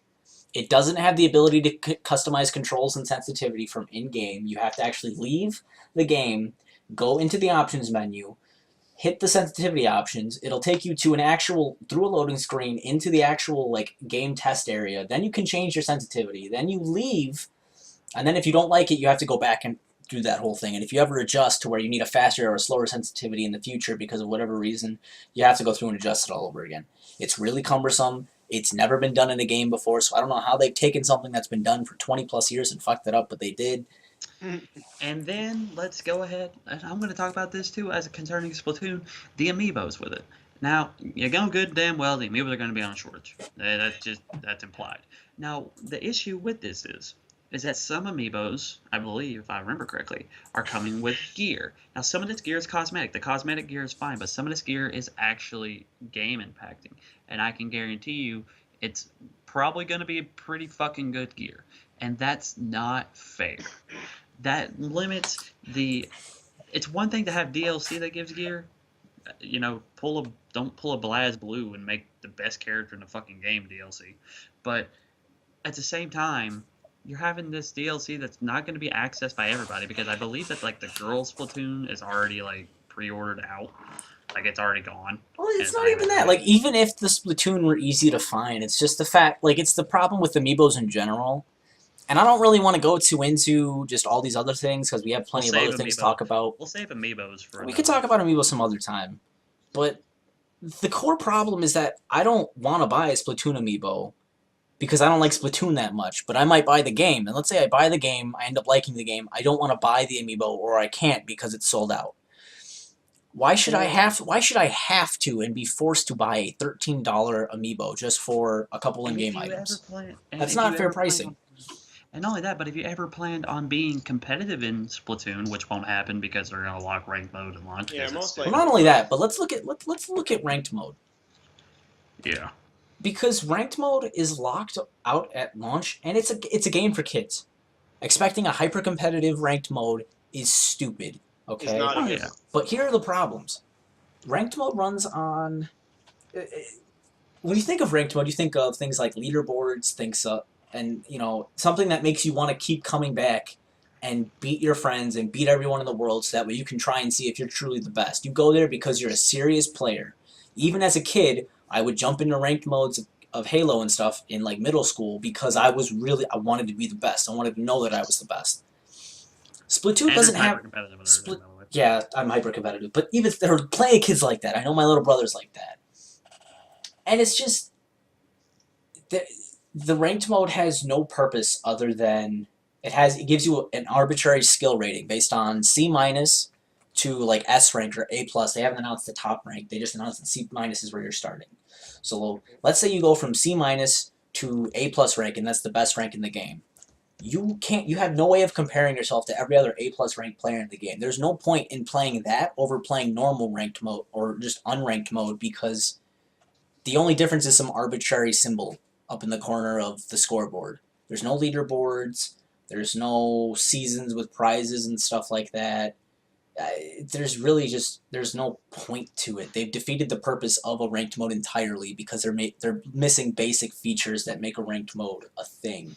And it's unfortunate because I've noticed that's really becoming a commonplace now in a lot of games. Let's take, for example, I got an email the other day. Infinite Crisis is finally introducing ranked mode. You know, I watched... You guys got that email? I watched an hour-long... It was in my subscription box that they did, like, a dev diary of sorts, like a live stream of it. I watched it was an hour long. I watched it all. They explained the ranked mode and stuff. Ranked mode is done fantastically there. But the problem is it's come too late. But that's an entirely different topic. Let's stick with Splatoon for now. Okay. But, I mean, with other ranked modes as well, you also have... I don't think Titanfall shipped with a ranked mode, which... Titanfall still doesn't have any traditional ranked mode. It didn't ship with leaderboards. It also didn't ship with private matches, which is another thing that Splatoon doesn't... Let's say you get together with like 7 of your friends online, and you all just want to join a lobby, or let's say you spurred a clan. Let's say this game is like Smash, to where it's a kid's game, but it forms a small niche community of dedicated teams and players, and you want to have a clan versus clan, because maybe you have like an online league of sorts that you guys have made. You can't do that. Splatoon does not allow you to have private matches online. That's the worst. And so... Oh my god. There's no way for you, and you can't customize game mode options and stuff like that. So there's no way for you and your friends to just get together in a private lobby. If there's more than 4 of you and you all want to play, there's no way for you to just get together in a lobby and play together. There's no way for clans to play together. Never gonna be a planned Is there update. local co-op? Is there local? There's one versus one not. offline. There's one versus one offline. But that's it. That's You it. know, There's like, no like it's system. a There's not little even bit- any like system link or anything like that. Another I thing. mean, like, it could have been like. This is an IP that could have been great. Local This is an 4v4. IP. Here's some other things that the online's missing though. The online is also missing voice chat. A lot of people are saying that voice chat isn't required because it's a kid's game. I will agree to that. And they might say, well, I don't want people insulting my children. Make it an option. Nintendo is adamant about parental controls on the games and on the system itself. Give an option to turn voice chat off and lock it with a password or something. So if you don't want your kid talking to random strangers, you don't want them to hear them, they don't have to. And then make it to where there's a mute button in the game to where someone's just being an asshole, I can just mute them, move on with life, and just talk to the productive members of society. And then people are saying, I've seen people say, well, you don't need communication because it's a very simplistic game. It's just you walk around and you paint stuff. Well, what about that guy? You have to organize based on your team, based on where in the map you need to be, where on the map you need to protect because it's a valuable asset to map control, spawn trapping, people who are camping, you have to call people out where the enemy is. There's a lot of layers into shooter strategy that are still apparent in this game, and because of its mechanics, there are even more added on. So if I'm a team, if I go in with friends, especially in the ranked mode that's supposed to be taken seriously, I'm going to want to talk to them. And you might think, well, just use Skype. The way that my room is set up, I can't comfortably sit down on Skype and actually play on my Wii U. So you're saying that a feature not being in a game that has been a standard feature for like over a decade now should not be in the game because you yourself can work around it. And that's not cool. You don't plan features around some people and around alternative third-party software. You plan features around your game. It's a simple fix, and I don't understand why Nintendo won't do it. There's no valid reason to it all. Another thing that pisses me off about this game is that single-player unlocks and multiplayer unlocks are separate. They don't carry over. Wait, what? Yeah, if you unlock a ton of stuff in single-player and want to take it into multiplayer, because they basically said that single-player is the tutorial of the game. You're supposed to play single-player to get good and stuff like that. Well, single-player, all that gear that you earn doesn't carry over to multiplayer. You have to earn it all from scratch. So if you get really used to this one weapon and loadout and clothing line and stuff, you have to unlock it all over again in multiplayer. Going back to the voice, right? The voice chat. It is not even gonna be that hard to mute someone because you have the gamepad, right? Yeah. The gamepad should be made to show you your stats, whole team stats, and all That'd that. be cool. With And the wasn't simple it- touch, of a name, you can mute them. And wasn't it, I believe this happened, I think you told me about this, Andrew, is that someone asked, will there be leaderboards? And they said yes, and then they paused it. They, showed the fucking current match. You know how in Call of Duty when you hit select on your controller and it comes up a scoreboard of that particular match where it shows who has kills, deaths, captures, and stuff like that for that one match?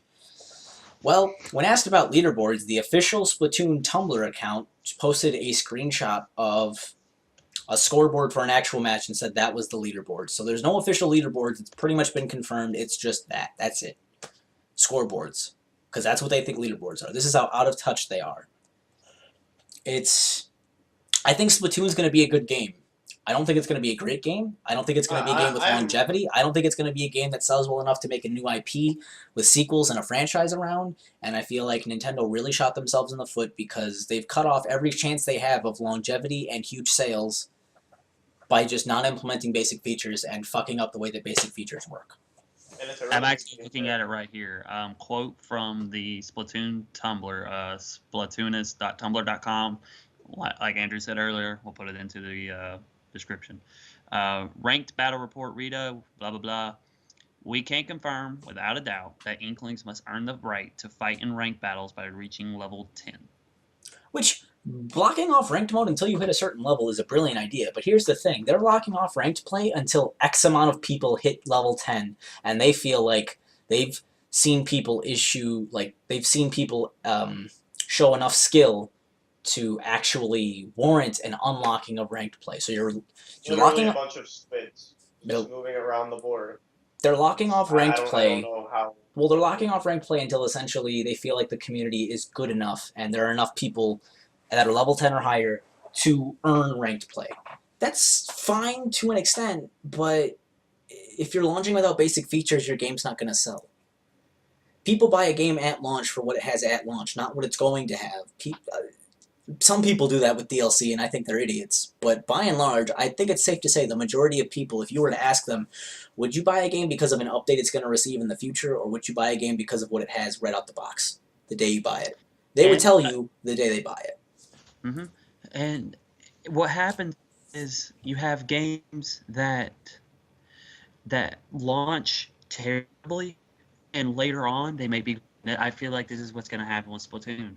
I feel like Splatoon's going to launch and crash and burn because of the lack of features that it has. And then later on in life, it's going to be one of those titles for the Wii U that has a really bad rep, and people buy it and post update and post everything. Like, wow, this game has a lot of content. Well, you know what other game did that? Street Fighter Cross Tekken. Street Fighter Cross Tekken at launch, disaster. Buy it now, it's fantastic. Titanfall did it too. They added in a little ranked chip that you can turn on that'll give you a league, although it's really, really horrible. Like they added in a lot of the things that they didn't have, but it was too little too late. The game already lost a lot of its community, a lot of its pull, and a lot of its bad word of mouth came from the fact that it launched with a lot of not basic features. So not launching with the feature is not a good strategy in the slightest, considering that's going to hurt your game more than it saves it for a very small community that's not going to be there to begin with. Yep. So, let's move on. Let's stop bashing on shooter. Splatoon and Nintendo. Let's move on to a shooter that I know is going to be good at launch and it's going to have the implementation that it needs. Well, Black Ops 3 by Treyarch, the new part of the Call of Duty. Yeah, that trailer dropped Sunday, was it? Or was it Saturday? I believe so. No, it was Sunday. It was Sunday. It was Sunday, yeah. And oh my god, I'm a huge Call of Duty head. I love shooters. I'm a hyper-competitive git, so the people that introduced League play into Call of Duty are making a Call of Duty again. Oh my god. But it looks really cool. Just it's going to have co-op campaign for the first time in Call of Duty history, which is really cool. I'm curious to see how they implement that. Again, Treyarch showing us that they're willing to do a lot of cool and new things with Call of Duty. And can I go ahead and say something? At this point in the game, if you simply slam on Call of Duty just because it's Call of Duty, here's what you can do. You can slam on Infinity War Call of Duty because it's not very good. And that's fine. You can do that all day. Do not slam on Treyarch Call of Duty. Treyarch actually tries. If you don't think Treyarch tries, you're literally just being a blind fanboy. And that's all there is to it. Give it a Black Ops is a fantastic fantastic. I guess it's a franchise. No, sub-series. Treyarch does great work. Don't slam on Call of Duty just because it's Call of Duty. Slam on an Infinity War Call of Duty because you know it's not very good. But don't slam on Treyarch. So. But anyways, on Black Ops 3 in general, there was a lot to get. There was super cool stuff. It basically, because Advanced Warfare sort of implemented the double jumping and stuff, and sliding and super abilities and stuff that made the game a lot faster and sort of introduced this skill gap, because now there's this whole skill gap of whose movement is better, whose movement is smarter. So, and Black Ops 3 is going to be implementing that even further. You're going to have more movement, you're going to have like walls running and stuff like that. What are you guys excited for? What did you see in the trailer that got you more hype? Let me tell you what excites me. I'm excited. God damn it, Russian bother, roll out. I'm excited because Call of Duty Black Ops is becoming the new age arena shooter. Yeah. And me and Andrew both feel physical pain at the two words I'm about to say, and he's probably going to hate me for saying it. And he already knows what I'm going to say. Let me just... Okay, I'm ready. The bastardization of Quake Live. Yeah. Now I feel bad. Oh. My chest hurts. Let's be positive. Go. Okay, but with Call of Duty Black Ops 2, they introduced a faster game. And then Advanced Warfare brings it to a whole new level, being super fast, super competitive. And it's almost like watching what would happen if Quake didn't die. And it's so fucking cool. And then you see Black Ops 3. And machine gun. And machine gun. Dude, that hand machine gun shit. He's Barrett from Call of Duty. Morph the chain gun into his hand. I'm so excited for the re-emergence of arena shooter type games. I'm really excited for Unreal Tournament 4, but I'm going to say right now, I haven't pre-ordered. I'm not a big shooter fan. I'm just not. I play mine on my computer because I can't shoot for shit on a controller. But once, if I ever get good at shooting on a controller, you're goddamn right, I'm gonna be in line to get Black Ops 3 because that's the closest thing to a new Quake that we're ever gonna have. I mean, Unreal Tournament 4 might be decent, but Unreal Tournament 4 compared to Quake, or not necessarily 4, but just Unreal Tournament to Quake has always been... Quake's always had a lot more movement tech and stuff like that, and Unreal's just been more of a pop in and play. It hasn't really had that ultra-competitive vibe because it's not as complex of a game. It's still fucking awesome, and I'm super excited for Unreal Tournament 4, but... If you think Fortress 2 does rocket launcher jumping? Kiss my ass. You don't know rocket launcher tech until you play Unreal Tournament, because Unreal Tournament is rocket launchers, the game.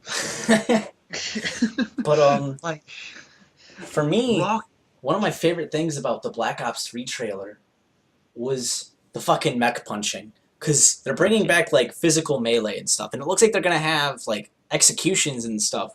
Or at least it appears that way. Because you see the main character, like, push an enemy to the wall in an unscripted event and then shoot them a bit. So there might be contextual kills. And then there was this one section to where he actually, like, commando punched a fucking mech so hard, flew back, knocked itself over, and exploded. That was super sick. Like, there's just... It's like, I'm so happy with this new sort of re-emerging idea that, oh, right, this is a fucking video game. We can do whatever the fuck we want. Exactly. Like, if I want to play... I'm really happy that, like, Call of Duty just straight past. Like, oh, wait a minute. We're actually done with the war, so what do we do now? Huh. Like, what I want... Well, the year 2020 is a thing. Really? Yeah. You know, if I want robots to play, and Oliver North and shit. Okay, shut up. Let me not talk. No, I already finished. The whole purpose of me talking was so then Chris would interrupt. I have a really bad habit of it. Oh man, we're all dicks. One of my favorite things, like if I wanted to play a super more realistic game, I think what a lot of people need to realize is that Call of Duty and Battlefield are slowly becoming arcade shooters. I would say Call of Duty's already hit arcade shooter. That's exactly what it is. Battlefield's, oh my god, that mech punch though. Battlefield fucking punch is slowly coming towards that realization, but still staying a little bit more grounded in reality. If I want to play a realistic shooter with online components, I'm going to play Arma. Oh yeah, okay? You can play Arma, you can play Counter-Strike. I mean, Counter-Strike's not necessarily... It's not realistic in a lot of ways, but it's more slow and tactical. It's more slow and tactical. If you want a more slower and tactical game, go play those. You don't have to bitch at Call of Duty for not... Because it's funny, because those games came first, too. So basically, people want to bitch about every game being like Call of Duty. Well, Call of Duty was essentially trying to be like them. And I've noticed a little resurgence. It's a small amount of people, but I've seen it. A lot of people do want them to go back to World War II. I'm mixed on that. World War II was max. Dude, okay. If they want to do an alternate World War II and make it be like Wolfenstein and shit, I'm all for it. But Call of Duty, Mecha Hitler. Mecha Hitler and Call of Duty is all I need. If there's any excuse to give me more Mecha Hitler, I will take it. I'm half and half on it. You know what's the best part about Black Ops 3? Zombies. Yeah, I'm really cool to see what they do with zombies. Because they teased that it was going to be in the game, of course we all know, but no one really knows what it's going to be like. I feel like we're going to learn a lot more at E3 and towards E3, but I'm super excited to see what they do. No, it'd be cool. Zombies were part of the single-player game. Yeah, there has been a lot of talk and rumors about like an actual zombies campaign happening this time around, and there's screenshots and stuff that sort of support that claim. Didn't they try to do that with Black Ops 2? They kind of hinted with something like that on Black Ops 2, didn't they? Well, the thing with Black Ops World at War, the only map that hasn't had any kind of lore to it was World at War's first map. I don't remember what that map was called, but it was just because it was new. They didn't really realize that. Yeah, they didn't realize that it was going to be as popular as it was. So when it became so popular, they were like, okay, let's see what we can do with this. So they started to introduce this sort of lore. So every game that Treyarch has made has had this very huge connecting storyline and lore for zombies, and it's really, really well done. It's really cool. It's basically if Five Nights at Freddy's lore was done and was actually good, because it's not explicitly said, it's all implied. It's you putting the pieces together based on what you find, hear, and see in the levels. And it's really fucking, I love it. It's great. And what's really interesting, and this is kind of off topic, but it's really interesting to see how something that started off as pretty much an Easter egg has evolved into something that people get hyped for a game, like a full mode. That's so cool to me. That's just an evolution of it. Like what started off as a little Easter egg that a lot of people liked, oh my god, that's pretty cool, and then it turned into its own mode in Black Ops, like, oh, that's really cool, and then they just kept expanding. Yeah, and it's really cool that Treyarch is actually able to, like, because just within the expansions, I mean, if you look it up, you can see plenty of interviews where they weren't planning on zombies being this huge thing. Zombies being as big as it was done after development. They didn't know. So when it came to the DLC maps for World at War even, which added a ton of mechanics to zombies, they went back to the drawing board and they're like, okay, people like this. How can we make this fucking amazing? Mm-hmm. And it shows how amazing of a developer they are to really be able to just, within clutch situations, come up with so much innovation for an Easter egg mode. Base Treyarch. Base fucking Treyarch. And what's another thing that I really like about... Machines, like, Jesus Christ. Yeah. Another thing that I really like about Treyarch is that they push the esports side of If we have any company... What's going on, Reno? If we have any company to, like, thank for making Call of Duty more, or, like, making it stand out more and, like, all of that. Treyarch. Oh, yeah. Oh, absolutely. They've done a lot of stuff over the years. Treyarch started the whole futuristic era. They did, didn't they? So, Yeah. Black Ops 2. And one of the things that I really like about Treyarch, my favorite thing, because I'm a hyper-competitive git that I am, is with Black Ops, they tried balancing the game around high-level esports play, and they had the competitive playlist, which was very small, very bare bones. It was literally just, it used the MLG playlist and maps. But it didn't have any matchmaking or anything like that, so you were kind of just placed with people, and you would just play on the esports rules. Then they had Black Ops 2's League Play, which was a whole balanced play. It had leagues, it had leaderboards specific to it. It used the MLG rule sets. You could have, you know, just free-for-all solo queue, or you could have entire 4v4 teams duking it out. And it was super competitive, and it was super cool. And Black Ops 3 is probably going to see the return of that, because Treyarch has been the one company that's really tried to truly push Call of Duty's esports side. And it's because they realize that if you want your game to have longevity, you have to appeal to that kind of crowd. Exactly, because after a year or two, your game's going to die out. But if you can keep that competitive spirit going, I mean, Call of Duty 4, because of what they did on PC with Pro Mod and stuff, that game still has a competitive community to this day because of its hyper-competitive side. That's huge. Not many games can say that. So. And not only that, but they implement it so well that Black Ops 2 was done so well when it comes to it that when Ghost came out, a lot of people who played it just dropped the Ghost anyway and went back to Black Ops. Mm-hmm. Like, that was a very common thing. My little cousin, he's really, like, he's one of the best people I've ever seen play it, but I'm really shit at the game, so anybody who gets more than 3 kills in a game to me is fucking godlike. My common fucking Call of Duty score is like 1 in 20. I'm ass. Unless I'm in free-for-all. If I'm in free-for-all, I'm going to go positive. I'm going to be on top, but team, I don't know why, but team, I just shit in the bed. What's the point? Get to the point. Anyway, he did League, he did Rank. I think he was sponsored, and he's even told me, he's like, yeah, I tried Ghost, but he doesn't like it at all. He's like, Ghost was a mess. It was not good, and he went back to Black Ops 2. So to me, that shows that Treyarch legitimately cares about the series, while Infinity Ward just kind of wants money. Yeah, Treyarch wants their fans to be happy. Yeah, I feel like Treyarch just cashes in and stuff. And they've had a lot of corporate issues with designers over the years leaving and getting fired and stuff. But even then, it's not hard to fuck up Call of Duty, and somehow they managed to do it twice. And even 3 times, arguably. But I don't want to say that Modern Warfare 2 is bad, because I'll upset people. Now. But esports in general, this is a really shitty segue. Esports. Colin Cowherd's a fuckboy. Let's talk about his rant recently on ESPN over Heroes of the Storm. Let's just talk about esports in general. But Yeah. let's touch on Colin Cowherd's. I don't care if I'm pronouncing his name right. I think I'm not Wait, pronouncing have it you right. seen the video, Christian? Yeah, I have seen the video. Okay, So, for those of you who Cowherd's don't fun. know, Colin Cowherd is a guy who does a lot of sports casting and sports coverage on radio broadcasts and even TV shows and stuff like that. He's pretty well known within sports casting in general and stuff like that.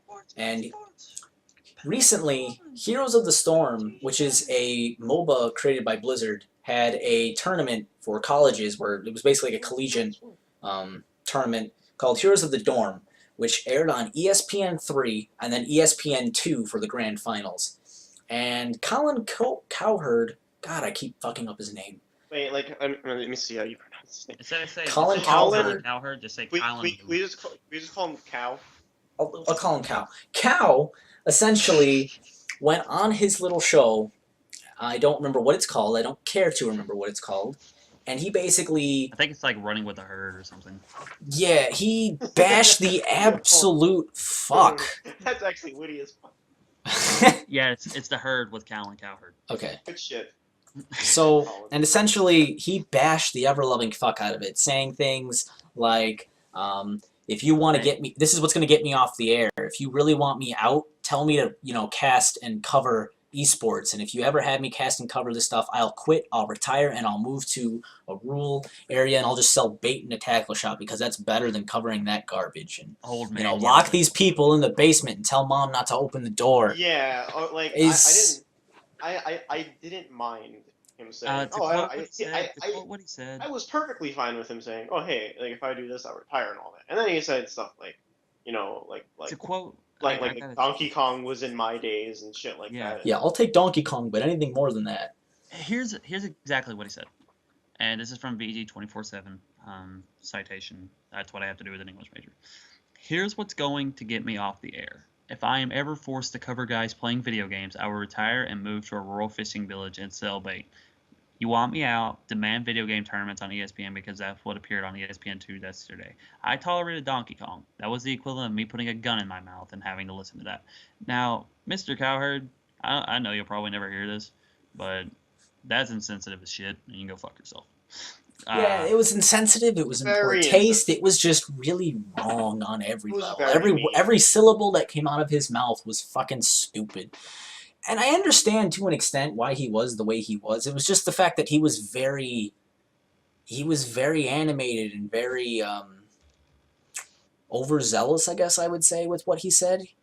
He definitely exaggerated his points, and he could have made a point and not sounded like an ass by just saying what he said, but simpler and with less anger. Because you could tell he was legitimately upset and mad, as if someone had attacked him.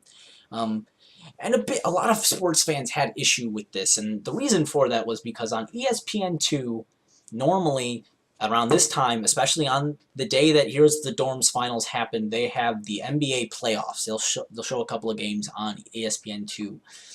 Instead of that, they were shown on TNT because they were doing Heroes of the Dorm on ESPN2. That pissed a lot of people off because you have an established sport that isn't taboo and hasn't been taboo for decades that is now being tossed to the side to a completely different studio because of a video game esport. Now, whether or not you believe esports are a thing or not, I personally believe they are, but whether or not you believe esports are an actual sport, it's definitely easy to see how the generational gap coupled with something they know being pushed away by something that is alien to them would definitely cause a hugely negative reaction like it did. But did it warrant this negative of a reaction? Hell no, it didn't. Yeah, personally, if you don't think that esports is a sport or you don't like it, I don't care. To each his own. But to really voice something like that and to say such mean comments really doesn't. It's just it's very insensitive. It's insensitive. It's not. It isn't nice.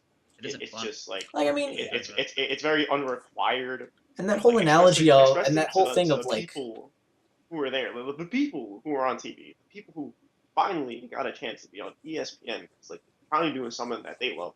People love doing basketball. People love doing football. People love doing fucking every sport. They're finally being recognized on TV, and you're gonna go ahead and just say that. How would you like it if back then, or something like that, people just said, "Oh wow, like, just like you want me to be off the air for radio? Because Fucking this guy's covering have me sports. fucking cast basketball Yeah, or it have me was cast just football." it was really really stupid. I feel like, and Cowherd's not gonna take it back. Of course he's not. He's Oh, of course, generally been an asshole. He always goes off on yeah, stupid tangents like that over dumb stuff. He's known for that apparently. But yeah. He's apparently like for just being a troll or something. like his analogy of, or not necessarily an analogy, but his whole thing of, I mean, the put a gun in my mouth thing was the worst thing that he said, hands down. I think we can all agree that equating esports being on ESPN to suicide is definitely not a thing that is politically correct in any regard. But the other thing that really struck me was when he said, lock them in the basement and tell mom not to open the door. Like, that whole social stigma that he's making a joke of with video games and gamers basically being socially inept idiots who live with their parents. It's stupid. I mean, I could say, you watch football, you cast football, you have the IQ of 5, and You must be clearly, Carl. yeah, right. Like, you're an idiot. Like, there's so you could say the same thing to him. It doesn't make it right. It's a generalization. It's very rude. Yeah. It's just And there's no for need for any of what he said. And if anybody thinks that, what I really like about esports is that it truly is a era that anyone can get into. There's no reason that you just can't do it if you don't put the time into it. It's not a genetic thing. Like, right, me, man, I'm 5'6". My happy ass is not going on a basketball court. I'm short, motherfucker. I am a short little son of a bitch. I'm not, no, not happening. I'm a little midget. Like, Reno's met me. I'm tiny. I'm not a big guy. But with esports, anyone can do it. Anybody from any race, from anything. It doesn't matter who you are. It doesn't matter how much money you have. Shout out to that southern twang. You can do it. It doesn't. And if you think that the people who get up there and you want to say like, "Oh, I could do that," then prove it. Like people who do high-level League of Legends, you want to say that, "Oh, I can do that," then go fucking do it. That's the thing. Like, anyone can technically do it, but there's still that huge skill gap. And just because you can press a keyboard doesn't mean you can do it as fast, as efficiently, and your mind can actually make the right calls, like when to send these units out, when not to send these units out, when to manufacture this, when to expand, when to cast these spells, when to group, where to be, what lane to gank, when to gank it, which character to focus, like what my team comp should be in League of Legends. Like, there's so much. Just because you can press a keyboard doesn't mean that you can actually, like, it's still got that huge skill gap that makes a sport a sport. It's still very competitive. It's still something that the best and the brightest minds and people in that sport will succeed more than anyone else because there is that skill gap. And I don't understand why. I mean, I understand because it's that whole stigma of I'm just sitting at a keyboard. But I mean, I don't know. It's because, and you said the magic word earlier. It's taboo. It's different, and to most people, you're not going to take them seriously. Like when you compare a guy who is getting drafted into the NFL, you're like, man, that guy's fucking jacked. You would, but a guy who's play esports competitively, you're getting drafted into TSM. Yeah, I'm getting drafted into TSM. Okay, with one person, you're going to be like, man, that's fucking awesome. With the jock, most people are going to be like, man, that's fucking cool. Who are you going to play for? And he's going to be like, I play for the Raiders. And then they're going to smack him in the face. Like, that's what you're stupid. And then you have the other guy who's like, well, I played for TSM. And they're like, who the fuck TSM? Get out of here and go put some acne cream on. That's what they're going to tell him. And it's unfortunate that it's just that taboo. And no one's going to care. But these people who do competitive stuff, people, and that's among anything with esports, which let's actually dwell on that. Esports isn't just encompassing to RTS and MOBA. There can every genre. every genre can have esports, and I think what'd be interesting to close out is, let's say, what genre, like shooter or even I would say even racing games. Yeah, because I do feel like if esports are going to thrive, we need to settle on a few games and a few games only. Maybe one or two from each genre. That we've had that our last like 5 segues were super shitty, and I saved it. Our last segue didn't suck dick. See, it's because we started downplaying. We started saying how shitty we were at segues. Because at the beginning we got really confident. We got way too confident. Now we're down to earth. We can segue normally again. We're good at this. But because I feel like if esports are to thrive, one of the things that we definitely have to do is we need to control. Because every game is trying to be the esports game. Team Fortress 2 tries to be a competitive game. Call of Duty tries to be competitive. Counter-Strike does. Quake does. Unreal does. Battlefield does. All these games are trying to vie for the same genre and competitive light and give their game that niche and that title of the esports game of their genre. And it's not going to fly. We can't have 10 different FPS games and 10 different MOBAs and 12 different RTSs that all appear on ESPN or something. Even if we did get ESPN time, we need to decide on, like, as a community, as an entire gaming community, whether you're competitive or not, we need to decide on 1 or 2 games for 3 or 4 genres that really get the most time of all. I personally think it needs to be 3 games per genre. Because that way, if you have subgenres, let's say, for example, fighting games, where you have subgenres or things like that, you have different options for people different to watch. Well, I mean, I'm not saying that it'd be like like it is now, to where if like Mortal Kombat wasn't the esports game for fighting games, you could still have your Evos and you could still have your huge NEC and CEOs and combo breakers for your major tournaments and your minor tournaments that are just local for the game. It's just the games that will get the absolute most time. It's kind of like going from major league to minor league, essentially. Mm-hmm. It's still there, it's still respected, it's just not as big as the majors. Well, wouldn't it just be if the esports would just basically, if for fighting games, it would just basically give more coverage to majors, really? Realistically, I mean, that major, we would have more majors. There would be, like you said, more coverage. There'd be a lot more professionally run and stuff. Basically, every major would have to be similar to Evo, and then Evo would have to get crazy big, which is already crazy big. So I can only imagine, while drooling, how cool it would be if ESPN backed it. For example, right now, Evo would be a. Like if you really think about it, like just imagine. Even CEO Stadium right now, built just for Evo. That'd be fucking hype. Right now, it's got a total square foot across 3 ballrooms of 40,000 feet. Damn. Massive. But anyway, on topic. For CEO? I think that's for CEO. Yeah, let's go. Let's go through genres though. First off, Reno. Which 3 should we decide on 3 or 4 genres? Let's do. Let's say the genres would be fighting, shooting. Just in general. MOBA. Shooting, MOBA, fighting.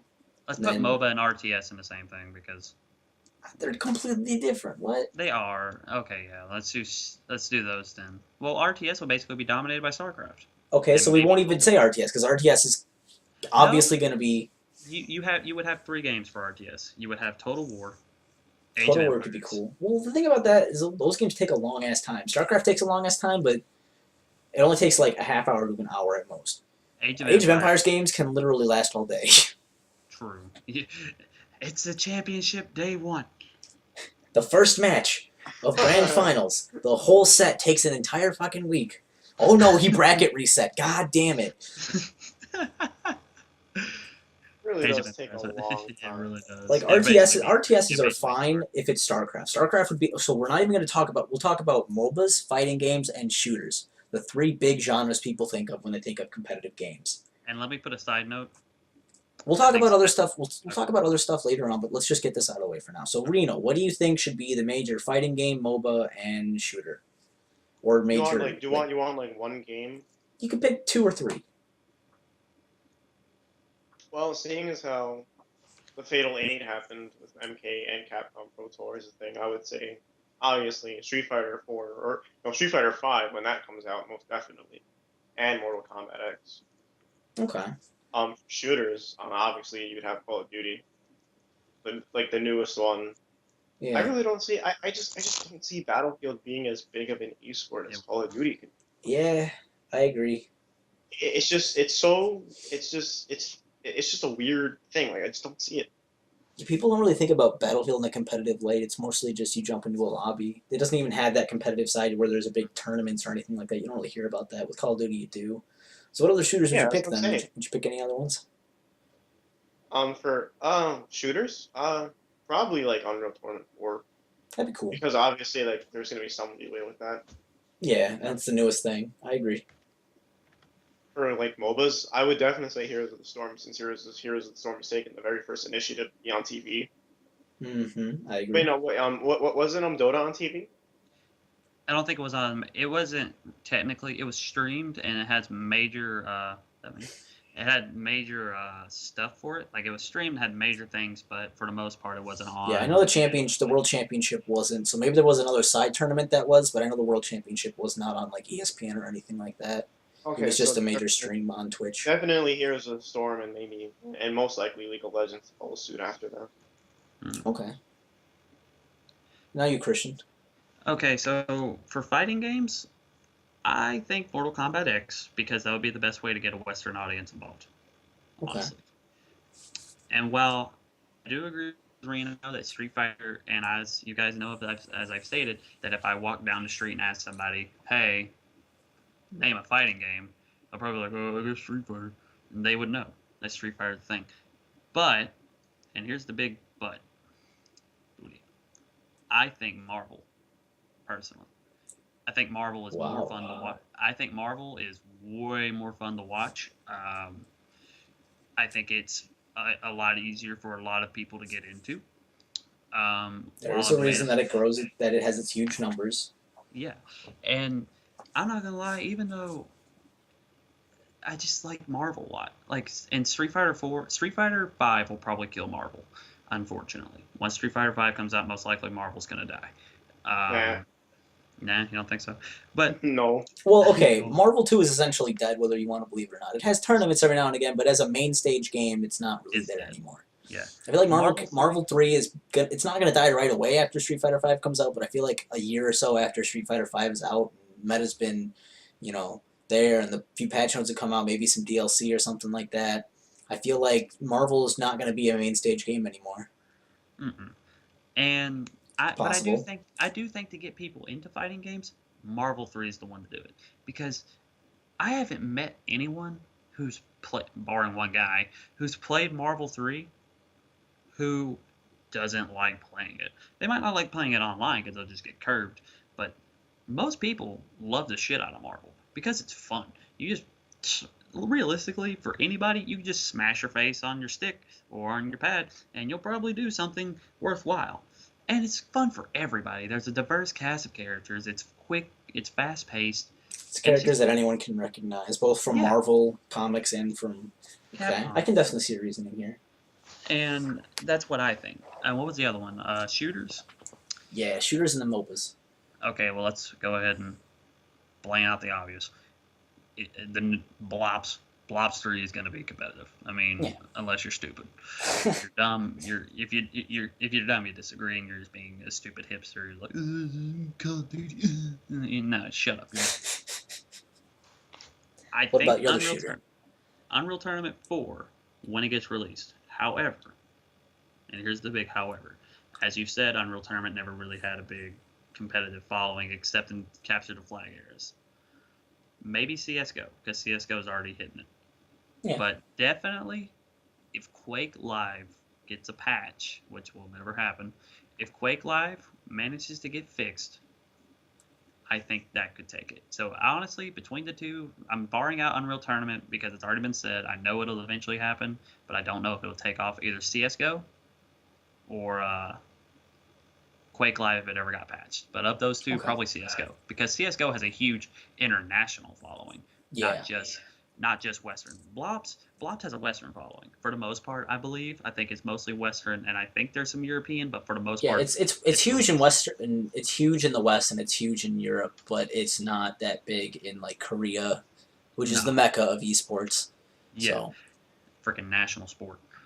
Yeah. And but CS:GO has an international. Like, you can probably go to any country, especially Russia. Russia loves CS:GO. Yeah. And so then we go to MOBAs. With MOBAs, I disagree with you, Reno. I don't think Heroes of the Storm is going. While they may have taken the first initiative. While they may have taken the first initiative, me and you and Andrew both know it's still in its beta. It still has a lot of time to go through. Well, I mean, it's not even that, like, you can't, because you said Unreal when it launches. What about Unreal? True. Here's my other thing, though. League and Dota 2 are already heavily established as esport things. While they may have taken the first initiative, I feel as if League, and don't get me wrong, I would love to see Heroes of the Storm get it because motherfucking Lost Vikings. Yeah. Shit's hilarious. And I would love to see it. But I think while they may have taken the first initiative, I feel as if since Dota 2 and League of Legends, which also both have very heavy international followings, like, I think the running joke is that Dota 2 is like the world's premier Russian learning simulator. Yep. And League of Legends has servers across the world. I believe that their establishment within the MOBA community and their worldwide servers would make them easily overtake Heroes of the Storm.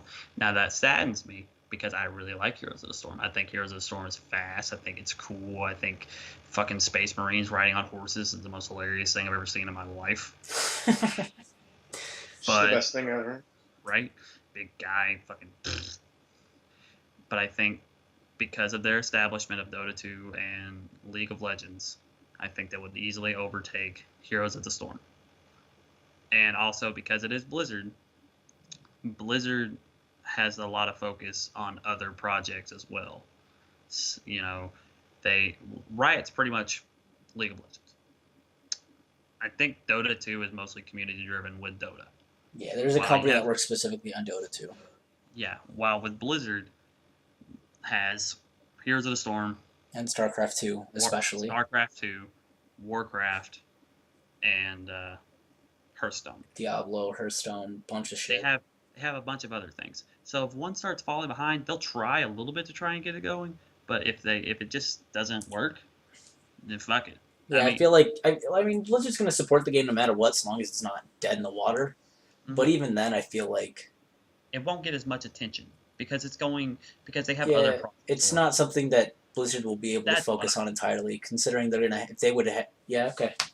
That's what I'm getting at, and that saddens me because, like I said, Hearthstone's not Hearthstone. Heroes of the Storm is awesome. I love Heroes of the Storm. It's the best game. And I wanted to say this as a side note since I'm on my esports thing. I think Smash will probably be in there, but it'd be hard to find representatives for it. But regardless. For me, I'd say I'll start with fighting games. I think Street Fighter's a given. I think that should be the 2D fighter. And then I feel like 3D fighting games, especially considering this is the best-selling fighting game of all time, next to Street Fighter. So the two best-selling fighting games, and also the two of the most revered. Street Fighter would be the 2D fighter. Tekken, I feel, should be the 3D fighter. Oh yeah. Like I said, it is the best-selling fighting game series of all time, for one thing. And then for another thing, it's a 3D fighter. It's an entirely different dynamic. So I feel like you have the huge variety there that we want. It's not two 2D fighters. It's not a 2D and an anime fighter, because God help me if fucking anime fighters make it on ESPN, I'll kill myself. I will pull a Colin fucking Cowherd. You're a hypocrite, man. Goddamn right I am, and I'm okay with it because anime. Anyways, I feel like the 2D and the 3D representation would make it a lot more varied. And also, Tekken is really fucking big in Korea.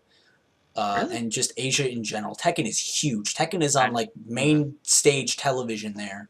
I did not know. Whereas Marvel isn't. So I feel like, in terms of just...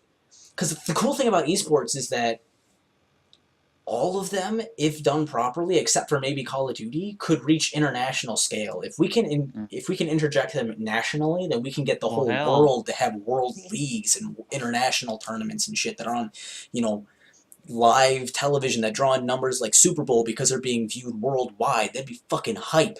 Well, one of the most well-known, I would say Ares, right? Ares is one of the most well-known names in the fighting game community. I think he came from Tekken. He still does Tekken He disorders. came from Soul Calibur, but yeah, he's big in Tekken. Soul Calibur's Yeah. pretty much dead, so yeah. Unfortunately. Which And, sad, 'cause Soul Calibur 5 was great. So yeah, so I feel like those two would be my fighting game picks. For shooters, I would say Call of Duty, just because if we're talking about Western ESPN, Call of Duty, of course.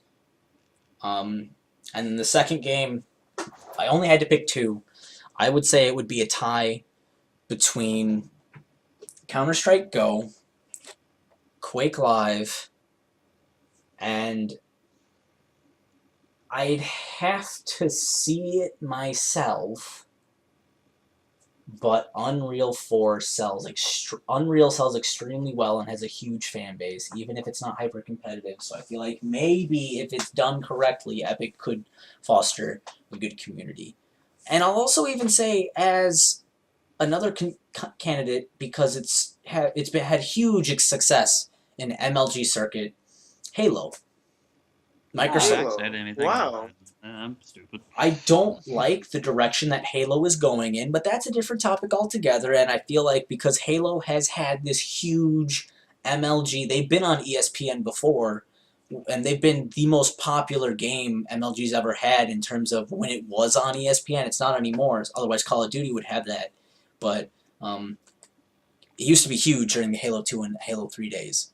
Nowadays, I don't like the direction the series is heading in, but I feel like with such a huge, dedicated, competitive community that is, by shooter standards, I think the only two competitive communities that can rival Halo's in size are Quake and Call of Duty, but it's there, and it could definitely be, in terms of Western popularity, Halo's fucking huge. So I definitely feel like Halo could be a contender, absolutely. But I'd say my top three would have to be, or my top four would have to be, Call of Duty, of course, that's the given.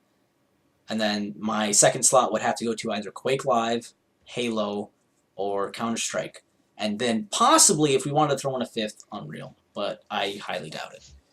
Mobile-wise, it's tough. Because like you said, I really like Heroes of the Storm. I feel like So good. because Blizzard has even though Blizzard has StarCraft, I feel like Everyone go play Heroes of the Storm. we'll play after this. Calm down.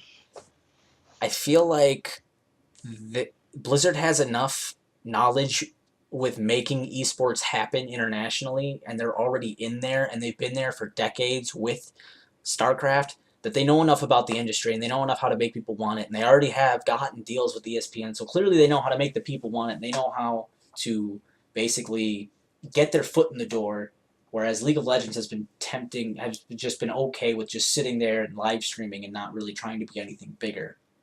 So I feel like Heroes of the Storm would be a given. And then second would go... and I feel like Blizzard has a really, really robust development team. And they'll be supporting Heroes of the Storm for years to come. And Blizzard has a huge fan base. They have their own fucking con. They have BlizzCon, dude. Like, they are humongous. So I feel like they just have the international push and the national push to make esports a thing, and Heroes of the Storm is a fantastic enough game, both casually and competitively, that everyone can hop on board with that bandwagon. So I'll say Heroes of the Storm for sure, as weird as it might sound. And then my toss-up for the second game would be between either Dota 2 or League of Legends. I don't play Dota, so I don't really know how big the community is, though I know that they raised millions upon millions and millions of dollars for the championship, and I know that it's huge. But I don't know which is more popular, League or Dota. My gut tells me to go with League because it's more popular and it's just an easier game. But at the same time, I want to say Dota because it's the most hardcore, complex MOBA to date. And I don't even have to play it to know that. Just by looking up guides and watching a couple tournaments here and there, I know. So I'll say my two games are Heroes of the Storm and Dota 2. And yeah. And I want to give a little bit of shout out. Like I said, I think Smash would have its own thing, and in a perfect world, King of Fighters would have its own little thing too. That way Mexico could get involved. That way the international sports. Mexico is the dream. the international South American sport would make it. But Fuck it's soccer. inappropriate. It would be soccer and then King of Fighters. So I want to do a little bit of research before we close out. Also, went online. I think something that we talked about when we were talking about esports earlier off recording was side events and stuff like that. I mean, Korea does have competitive speedrunning tournaments for things like Ninja Gaiden, where it's how fast can you beat it on the hardest difficulty and stuff like that without dying. And dying, you have to restart the entire level or the entire game in certain cases. How do you feel about a racing game like Forza or even like Sonic and Sega All-Stars Racing or something like that? You or mean the best racing game ever made? Damn right I do. Or just competitive speedrunning being a thing that could be showcased. I think this sounds kind of silly, and this might sound kind of dickish. And I don't necessarily mean as soon as esports become a thing, they have to be done. But I feel like down the line, what do you think about after maybe a year or two of us being established as a thing worth recognizing and respecting? How do you feel about that kind of thing being implemented? I don't think that competitive speedrunning should be a thing. Now, let me explain why. I think the reason for that is AGDQ is so established. I feel as if people wouldn't learn how to speedrun just to show off or for charity because they raise a lot of money. I feel as if it'd be more motivated, and part of that money would have to go towards a cash prize for somebody, and then people would be less willing to explain tech and neat stuff like that for people who don't know how to speedrun. They wouldn't explain it. I feel like that would really hurt the community for speedrunning. Okay. And I don't. And I'm trying to think how much money they raised. I know they raised a dickload of money for AGDQ 2015, right? Yeah. Like I think they What about got you, an Rant? ass ton of money, but I don't think it should be. What, speedrunners? Yeah, speedrunners and Or just is it like other the whole- more niche genres in general. Well, like speedrunners is like the thing about speedrunners is that they already have their own little thing. It's like they already have like their own little like I guess okay. To me, AGDQ is like speedrunner Evo because it's like these guys just like come in and just play shit, and it's like 100,000 people watch it. It's pretty crazy. Yeah, I agree. So to me that like that thing is like their little Evo. The more niche like genres, I would say like let's see. I don't like I a would racing say, game. like probably racing, probably even sports games, because so then Cow can just not he don't like if he had a he would be able to cast that and not kill himself. His head would explode though because he wouldn't know. It's like it's a video game, but it's sports. A video game, but it's sports. What do I do? I'm so conflicted. And what do I do now? He actually becomes like the best Madden player of all time. Just to stomp nerds. Dude, I would root for him in every tournament if he played. He would just pop off and be like, go back in your basement, kid. He'd become like the secret unlockable bonus maxed out stat character in Madden 16. Yes. I guess what? Yeah. So what do you think, Andrew? What about? I agree with both your sentiments. I feel like speedrunning is really cool, and I feel like maybe we could get something like AGDQ on television, just because getting the word out to where we could raise even more money would be really cool. But I feel like having competitive leagues and tournaments for it would just be bad. I feel like the way speedrunning is now with streaming and stuff is perfect. And I feel like just giving AGDQ's fundraising aspect and just sit down and just enjoy some fun speedruns and some good friends and some good times, that aspect would be way better to support as opposed to the ultra-competitive aspect of esports. And on a closing note, when it comes to esports, I did a little bit of research online to see what esports earnings was. I went to esportsearning.com/tournaments, and because I was curious. Dota 2 last year, the International 2014, the prize pool was $10 million, rounded up $11 million. Yeah, I was gonna say it was somewhere it was almost 10 million or a little over 10 million, but I couldn't remember. And Dota 2 carries the top three spots. The second place was DAC 2015, $3 million. The third place is International 2013, which is $2 million. And you might be surprised to hear you would think that in fourth place would be League of Legends. Wrong. Smite actually holds it with 2.6, and then League of Legends with 2.1. So Good shit, Smite. the money is there. So it's not as if there's not an incentive. But that's all I gotta say on that. But Yeah, I think the reason that Dota 2 had such a big prize pool is because it was donated. oh, Yeah, they basically had a community fundraiser to where you could buy like in-game items and stuff, and part of the funds for that item purchase would go towards the championship prize pool. So it was community driven, which was a really good idea.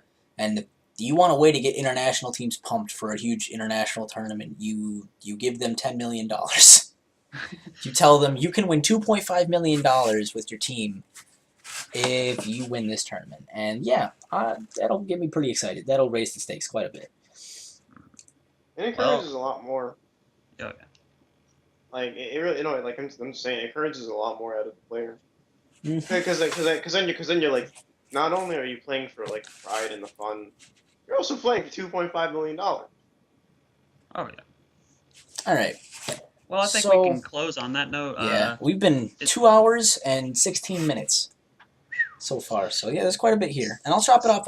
I'll like upload the entire thing, and then I'll also chop up into sections based on when we segue into everything, so people can just watch them bite-sized chunks if they really want to. Mhm. If you guys are listening to this, please share this around. Give it a thumbs up. Share it on Facebook. Tweet it. I do have a Twitter, eTanks for Life. I'm on Steam. The Gambling Elf. Not the Gambling Elf. The Moose Taco 777. Actually, I think that's wrong too. No, it's the moose. It's just the Moose Taco, I believe. Yeah, it's just Moose Taco. Yeah. I'll have Moose all of Taco. our. If you want, I'll have contact information for all of us.